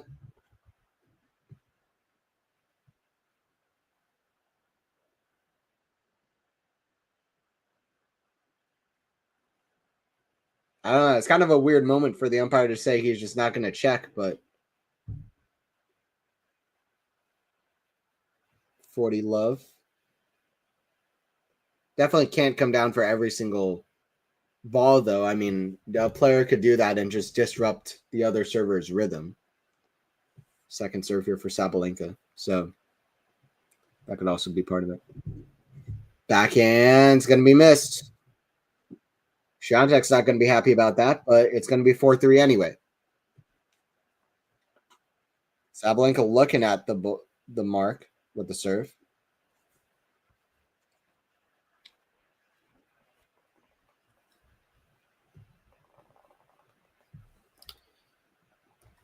Can Djokovic beat Sinner tomorrow? Let me know. What do you guys think? Can Djokovic? I'm not asking will. Well, okay, definitely he can, right? Because he's Djokovic. But what are the odds that Djokovic beats Sinner tomorrow? Like, what are his chances in that match?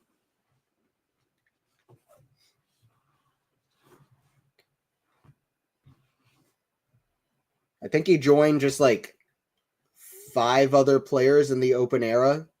Or in general, I think maybe. No, I think in the Open era.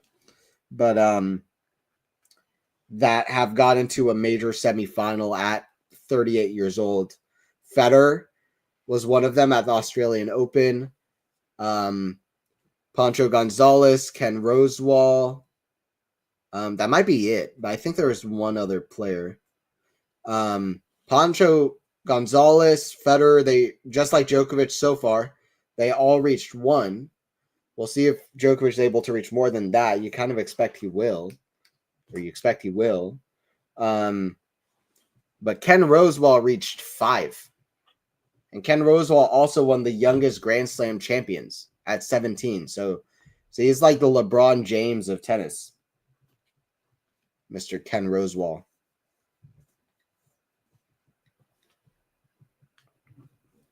An hour and 44 minutes here. Swiatek to serve at 4-3. I think it's hard to call who will win this year's RG on both the men's and women's draw. 100%. This is a big match for the women's side, no doubt. These are the big moments that define the stats that we see in terms of, you know, who wins the slams each year. These are the big moments, the big points, you know. This is the moment. Serve here from Swiatek.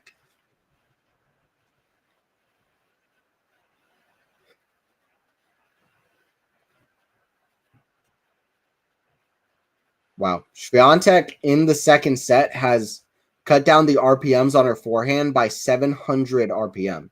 That's actually crazy. Backhand down the line. Forehand of Swiatek. Forehand slice drop shot. Forehand Swiatek is there. Running to that one too. Oh, almost got there. 15 all. Sabalenka says run, Iga, run. 15 all. Good net play from Sabalenka, who you might remember was a #1 doubles player. She has the hands at the net. Also, obviously, the big serve, which can help in doubles as well. She got a racket on it, Iga, but couldn't quite get the strings on it.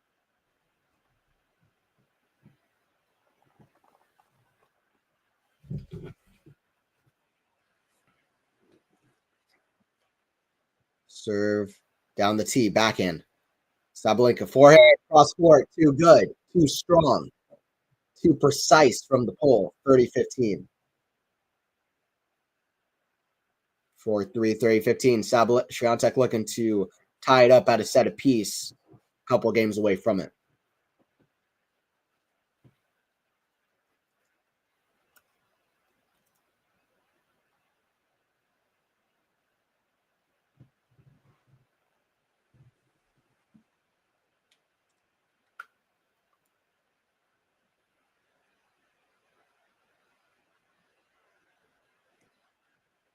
Great serve from Swiatek. Sets up a forehand winner. One of her best first serves of the match.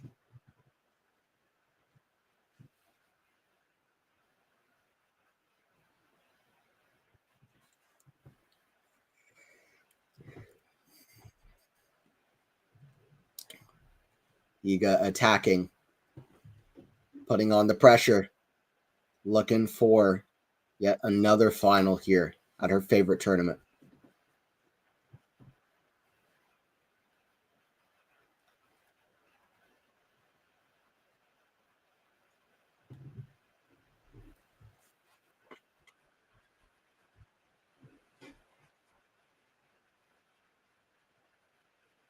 Backhand that misses from Sabalenka, 5-3. One of Swiatek's best service holds, and the service holds are becoming more consistent now from both players. That's what you expected.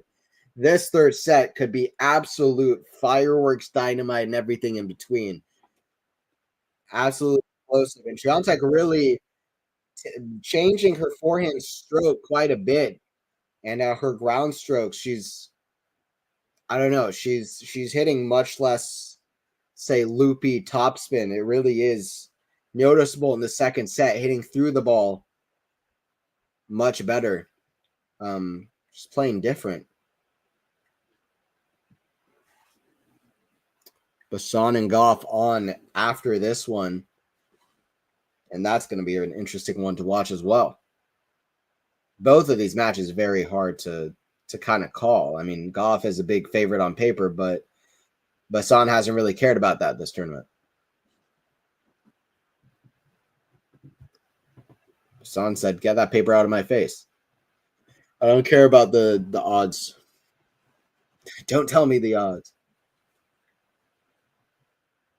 It reminds me of that. It's the greatest sports video of all time. Period. I'll say after this. After this, um, it's my favorite thing. Like, obviously, it was like, "Don't tell me the odds." There's a lot of great sports quotes. You miss 100% of the shots that you don't take. But my favorite one, I'll say after this, forehand lob defensive from Swiatek. Looks like it's going to be in.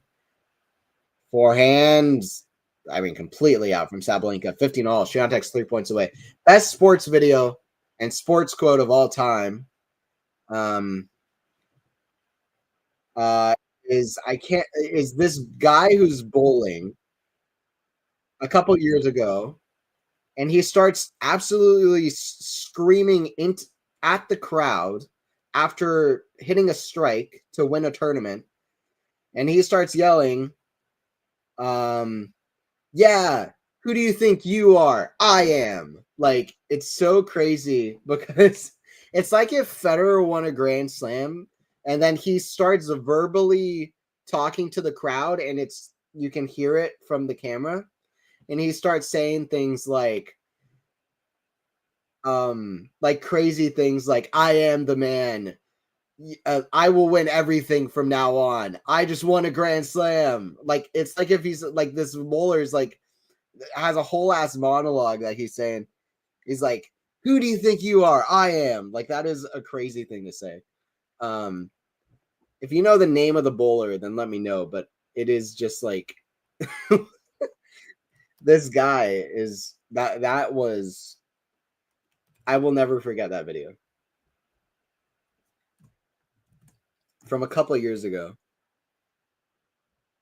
Wait, let me find this actually. There's a little rock close to me. Um, Not that close. I mean, I had to fly over there, but it was. I knew that I wanted to take a trip before I took a trip to London, um, and this was a perfect one. Great to chance to interview players again before Wimbledon at a challenger tournament. It was at a good time of the year. It just really worked out very well and had the desired kind of effect that I was looking for it to. Yeah, who do you think you are? I am. What is this guy? Step ladder finals.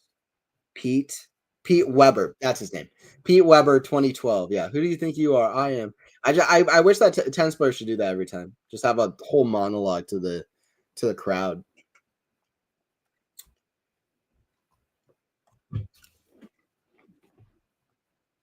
But yeah, Low Rock was cool. I mean, I wouldn't want to live in Low Rock. It was a real. There are some cool sites.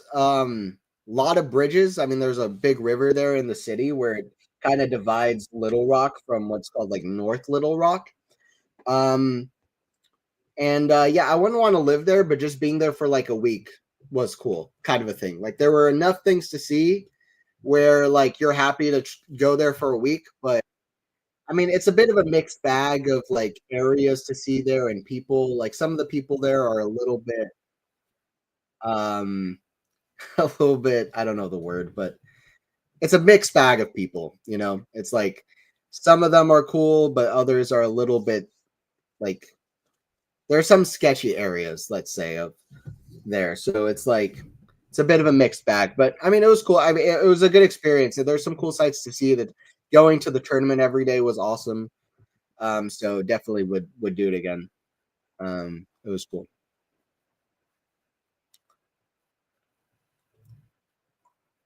But there is a spot there called the Big Dam Bridge that I thought was really cool, which is like the largest walking bridge in the United States, largest pedestrian walking bridge in the United States. So that was really cool. Beautiful, beautiful spot. Forehand, cross court, forehand slice of Swiatek, forehand drop shot. It's not a good drop shot. Swiatek's there, backhand. It's behind Swiatek. Swiatek's there with a killer volley. What a confidence boost for Iga. A capitalization on the set. 30 love, and the level's just getting higher. That was a great volley. It was a great move, but Swiatek showing, listen, I can move even better. Great shot. A Magnus Carlsen play from Iga Swiatek, reading the chess moves. Sabalenka played the knight and Swiatek played the queen. It's 30 love at 5-4. Serve down the tee. Backhand Swiatek down the line. Forehand of Sabalenka. It's going to be long. Set point for Swiatek at 40 love. 3.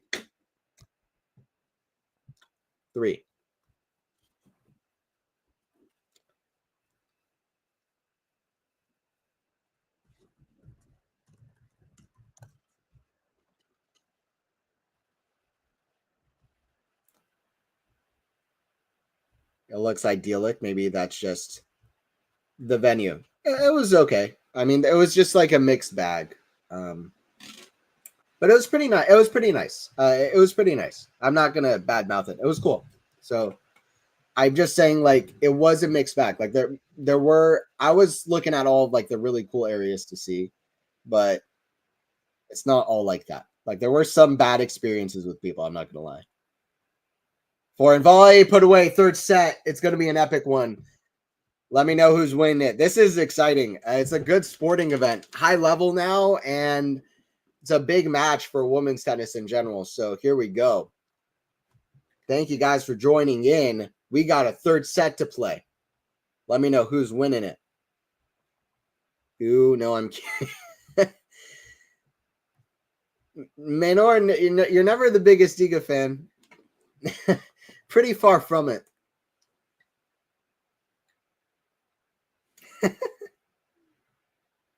Like, damn. Hey, we all have our favorites. That's fine. Third set to play.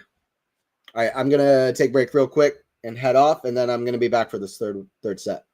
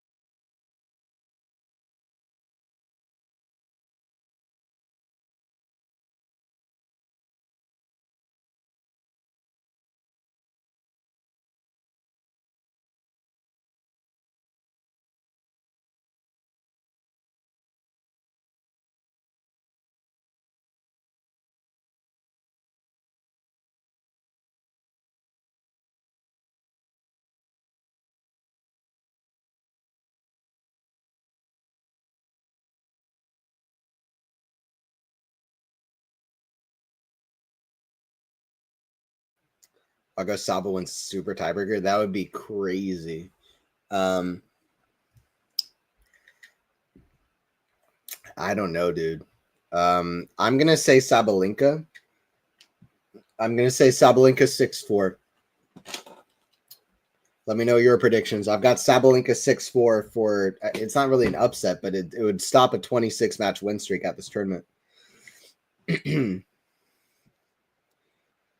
Yeah. I mean, if that happens, either one of the anything that happens is gonna be crazy. It'd be a big win for either player. Let's make it clear. Huge win for either player. Iga, I don't think is honestly going to be that sad to lose it either way. I think Sabalenka's got to look at this as an opportunity, right?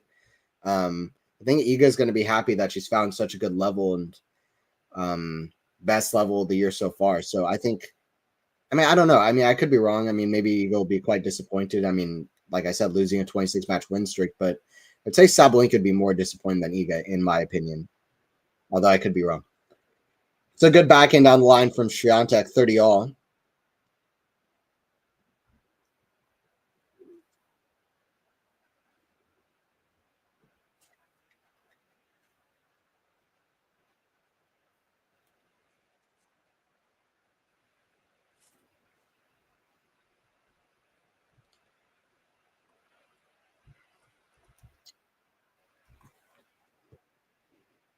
Forehand return. That's a big forehand from Sabalenka. I just feel like Sabalenka's had more control in this match. Like she's had more control and more. I don't know. I feel like she's looked slightly the more steady of the two. If I'm looking at the match as a whole, it's a 1-0. That's why I'm picking Sabalenka, and I feel like Sabalenka's gonna have the confidence from her tennis for the rest of the year earlier this year. Swiatek has not had a positive year, so I just feel, and also it's the motivation. Like Sabalenka will feel like this is her opportunity to beat Swiatek at Roland Garros. She's never played Swiatek at Roland Garros, but she's got to feel like this is her best opportunity to do it. No doubt. I mean, think about it. Swiatek last year, the way she beat Jasmine Paolini in the final. She was playing like an AI robot who just can never lose at Roland Garros. Like it's Swiatek, her level is high, but her confidence is low in the grand scheme of things. It's you got to feel like this might be the opportunity for Sabalenka. Iga got a very tough run, no doubt. So she has shown she was back to somewhere near her best. I agree with that though. I agree with that. So she's gonna get confidence no matter what. And I will say Iga's done very well in this tournament. So she'll get confidence from how she's played like all her matches in this tournament, but it is her best tournament. So I guess it's not really a surprise per se. It's gonna be an interesting third set. Serve. It's gonna be out. Swiatek doesn't seem sure about it.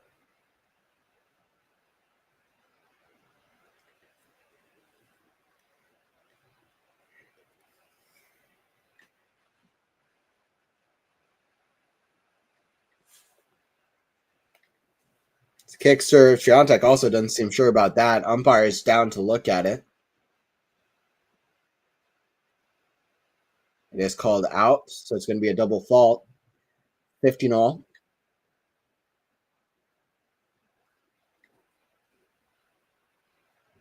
Hawkeye confirms.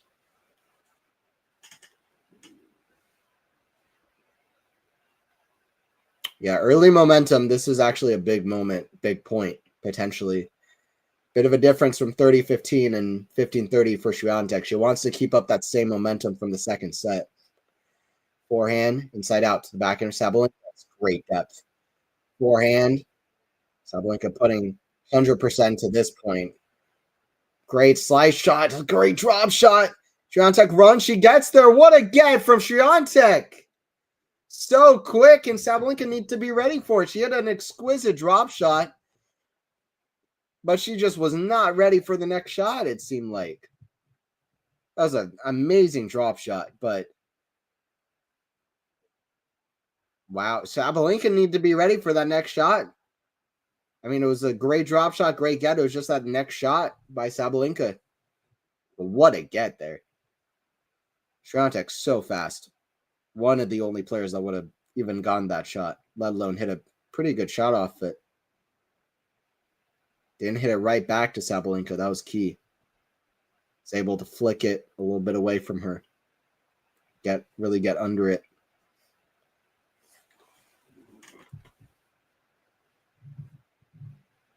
Forehand. Good shot down the line. Forehand cross court. Deep. Backhand. It's going to go out from Swiatek. 30 all. Sabalenka looking for a big push here.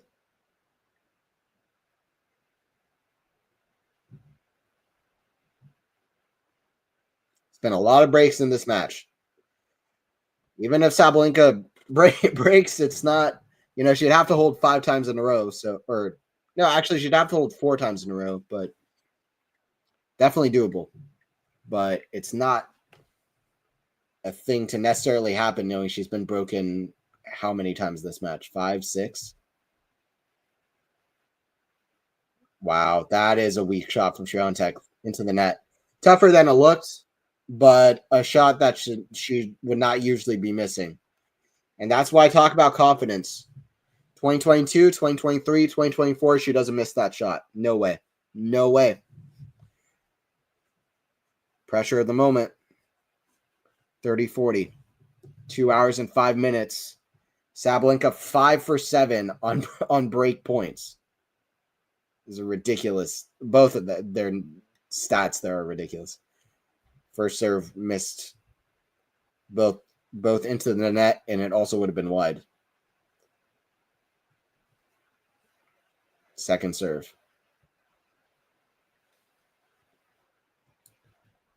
Backhand down the line, big. Forehand, slice. Forehand, Sabalenka. Cross court to the forehand, Swiatek. Forehand, Sabalenka going behind. Swiatek's in the net, 2-0. First strike for Arena Sabalenka. World number 1 getting to 2-0, 4 games away from snapping a 26-match streak at Roland Garros. Zhang at the Olympics. Sabalenka looking for the upset at the Grand Slam level. That is huge for Sabalenka after that second set. By the way, I was mentioning their third set record earlier, but these are how their third sets have gone. Their first meeting, third set, 7-5 for Sabalenka. Like I mentioned before, that was really before prime Swiatek. So let's start from U.S. Open, their first meeting. 3-6, 6-1, 6-4 for Sabalenka. Then WTA Finals, Sabalenka 6-2, 2-6, 6-1. So, sorry, my bad. Swiatek beat Sabalenka 6-4 in the third at U.S. Open. So Swiatek 3-6, 6-1, 6-4. Swiatek 6-4 in the third set. Correction there. So Swiatek winning their first three-setter when she got to her prime. Sabalenka winning the second one, 6-1 in the third. Then Madrid, Sabalenka 6-3.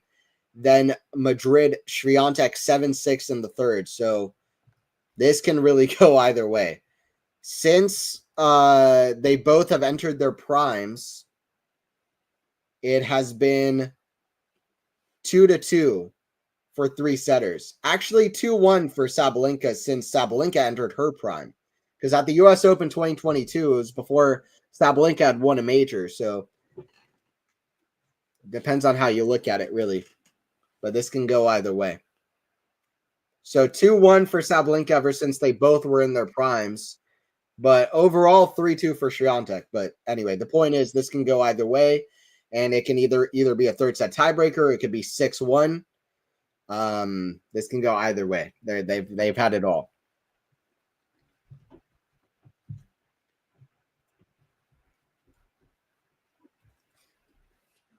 They have had it all. Especially after this match. It's been a crazy roller coaster. 40 love. 3 game points for a big lead to start off this third set. Swiatek has that kind of aura at this tournament that this will go down in history, you know? This will go down in history. Don't get it twisted. Regardless how the rest of the year has gone, especially playing at this level, that if Sabalenka wins this is a historic victory. Do not get it twisted. 40-15. Sabalenka over the young star. Backhand big going behind Swiatek. That's been a winning play all day.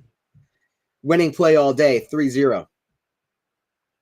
This is going to have to be a comeback for Swiatek.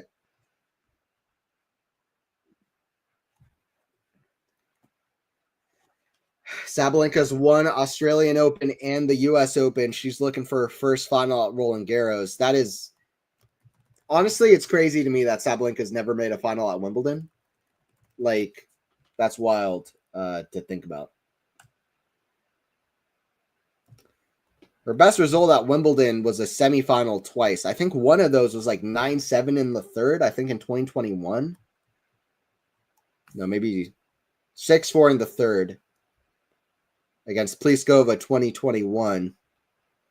Oh, yeah, Ons Jabeur, of course, in the semifinals, that epic match. But, yeah, I don't know. It really is stunning that Sabalenka has not made, because I think she should be so good on grass, but just hasn't worked out that way for Sabalenka. But that being said, didn't play 2022 and she withdrew last year, so but yeah, Ons Jabeur Ons Jabeur in 2023, that was the big one. But just the fact that Sabalenka made the semis and was so close getting to the final in 2021, 2 years before she won her first major, just shows that it's only a matter of time. Roland Garros is, I think she's further away. How do I put this? It would be a bigger feat for her to make the Roland Garros final than the Wimbledon final, in my opinion. And that's generally the consensus usually with big servers. But I just think on grass, and I do think on grass she's got the stronger game than on clay in general, although she's a good clay courter, and we're seeing that here. Wow. Look at this score in the third set. 3-0, love 15.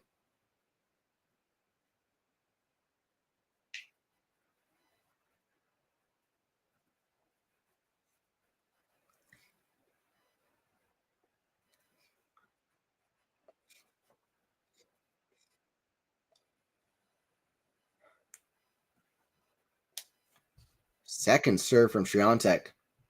In a bit of a hurry here. We are potentially halfway through the set. Like, Sabalenka's rushing through this.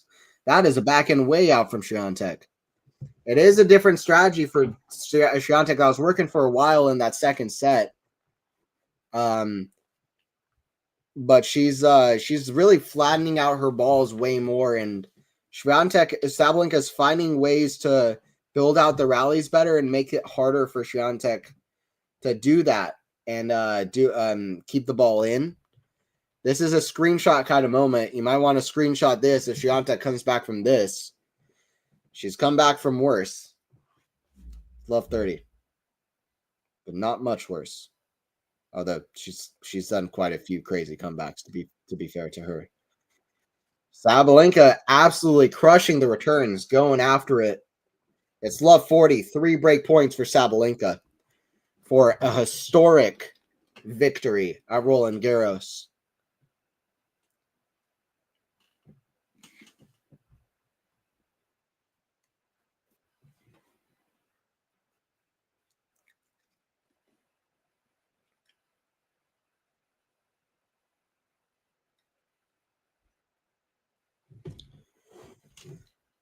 Serve from Iga. Kicked. Back in Sabalenka. Cross court. Back in Swiatek. Forehand slice. Sabalenka. She better put this way on the first break point. Swiatek can always come back. That's going to be out, though. 4-0 double break Sabalenka to knock out Swiatek. Swiatek clearly frustrated with herself here. Listen, the level that she's, like you said, it could be 6-1 final set. Yeah, exactly. Don't see any of the RG semifinalists winning Wimbledon this year. I don't know, man. I could see it with Sabalenka. I could see it with Sabalenka. Saba, go, go, go. Arena. There you go.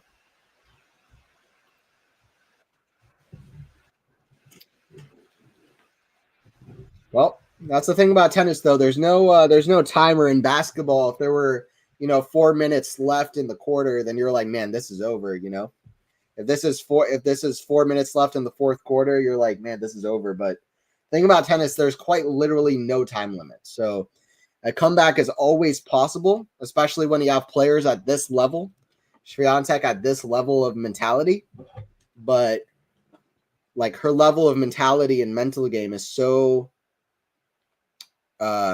resilient. I mean, she's completely missing balls. 30 love. What is the total points won here? The third set. It's shocking, really. Not really sure exactly what's happening with Swiatek. She's missing these balls by quite a margin. But total points won, if I could find it. Swiatek's won 5 points this set. Unbelievable. It's kind of strange from Iga's side.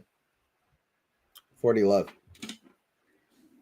Like I just feel like Sabalenka overall been slightly better player in this match, slightly the more steady. But I mean, Swiatek should be inspired by the level she found in this match because it's been better and higher level than the tournament. But when you see Swiatek down 5-0, it's pretty outrageous. You don't see that very often. Actually, heading over to Tennis Abstract to see how many times Swiatek has lost a bagel set.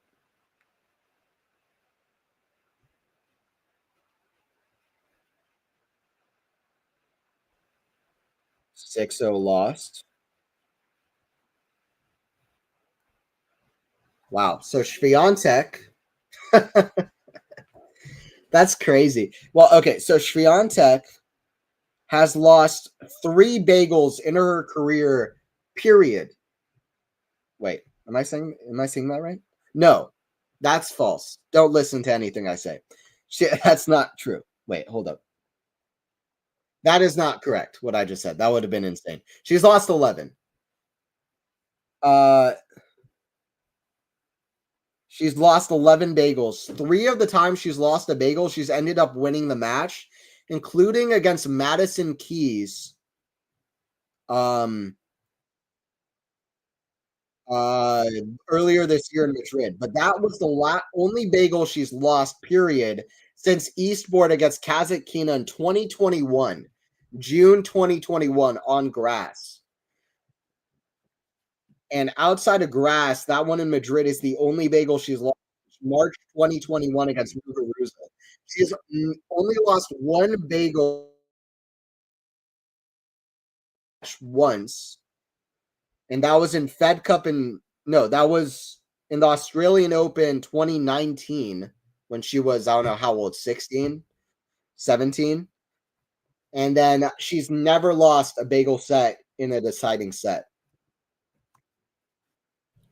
But yeah, 8 times in her career, including futures, she's lost a bagel and then lost the match. This would make it 9th. And at WTA level, I think it would make it like 5th or something. And since 2021, it just has not happened that she's lost a bagel. She's served bagels.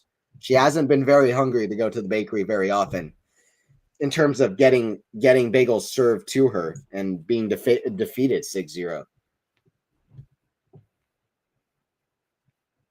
She's been serving bagels. She hasn't been hungry to get them served to her. 15 all. The serve from Iga. Backhand, Sabalenka. The backhand, Swiatek missed it. She's missing by a lot, Swiatek. I don't know exactly what's happened in this third set. Her wheels have fallen off completely. She's won like 6 points. Unforced errors in the set, 0 for Sabalenka and 12 for Swiatek. Sabalenka known as the more aggressive player. I mean, she plays with a pretty high margin, Sabalenka. She just kind of hits with so much pace. She just chooses a pretty big spot on the court and just goes for it. But, a crushed return. I mean, a fantastic set from Sabalenka. Don't get me wrong. She's played it perfectly, but bit shocking to me from Swiatek, especially after what we saw in the second set. 15-40. And for the first time in Swiatek's entire career, from the entire time she's been professional, she could lose a bagel third set. And this would just be the 9th match she's lost, period, with a bagel, like I said. And that includes futures. Her second bagel served to her since 2021. And her first bagel since, I don't know, at a major, maybe, period. Backhand! That's 2 returns from Sabalenka, who bageled Swiatek in a historic victory. Swiatek is out of Roland Garros, 26 matches. 1, 2, 3, 4, 5, 6, 7, 8, 9, 10, 11, 12, 13, 14, 15, 16, 17, 18, 19, 20, 21, 2, 3, 4, 5, 6 matches by Swiatek. Consecutive victories that have been a historic run by Iga Swiatek for a young player making a reign at Roland Garros, but that is snapped in the semifinals here this year. Sabalenka into her first Roland Garros final. 26 matches, a historic 6-0 third set for Sabalenka. She's into the final. She'll play the winner of Sabalenka versus Bossar. All right, thank you guys for joining in. This is a crazy ending. Yeah, I know. She got bageled by Halep at RG. Okay, so there you go. That's another one where she got bageled at a major, but it's got to be the second one, right? Yeah, thank you, Joe. Appreciate you. Like always, and hopefully join in for more streams as the tournament ends up. I'm hoping to do more streams. Probably, hopefully the men's final, and hopefully if I can the women's final. I'll see. I have something else on Saturday, so still unclear, but I should be able to do some other ones. Musetti Alcaraz, I definitely want to do, and Djokovic Sinner would be fun too. So I'll be back for more matches, but historic win for Sabalenka. Crazy. I don't know what happened. I mean, obviously Sabalenka played well, but I don't know what happened with Swiatek there at the end. That was wheels fell off. Couldn't sustain it, but Swiatek should get confidence from the win anyway. But I'm kind of in shock at Swiatek's side of things there at the end. But Sabalenka really played a great match, so credit to her. That being said, I want to look at the third set stats here real quick.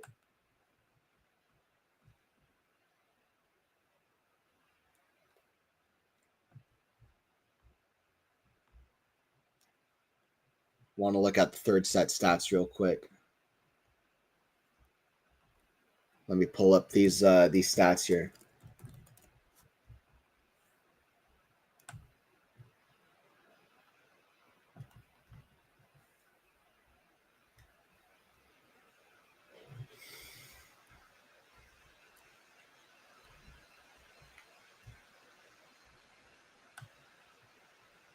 So let's see.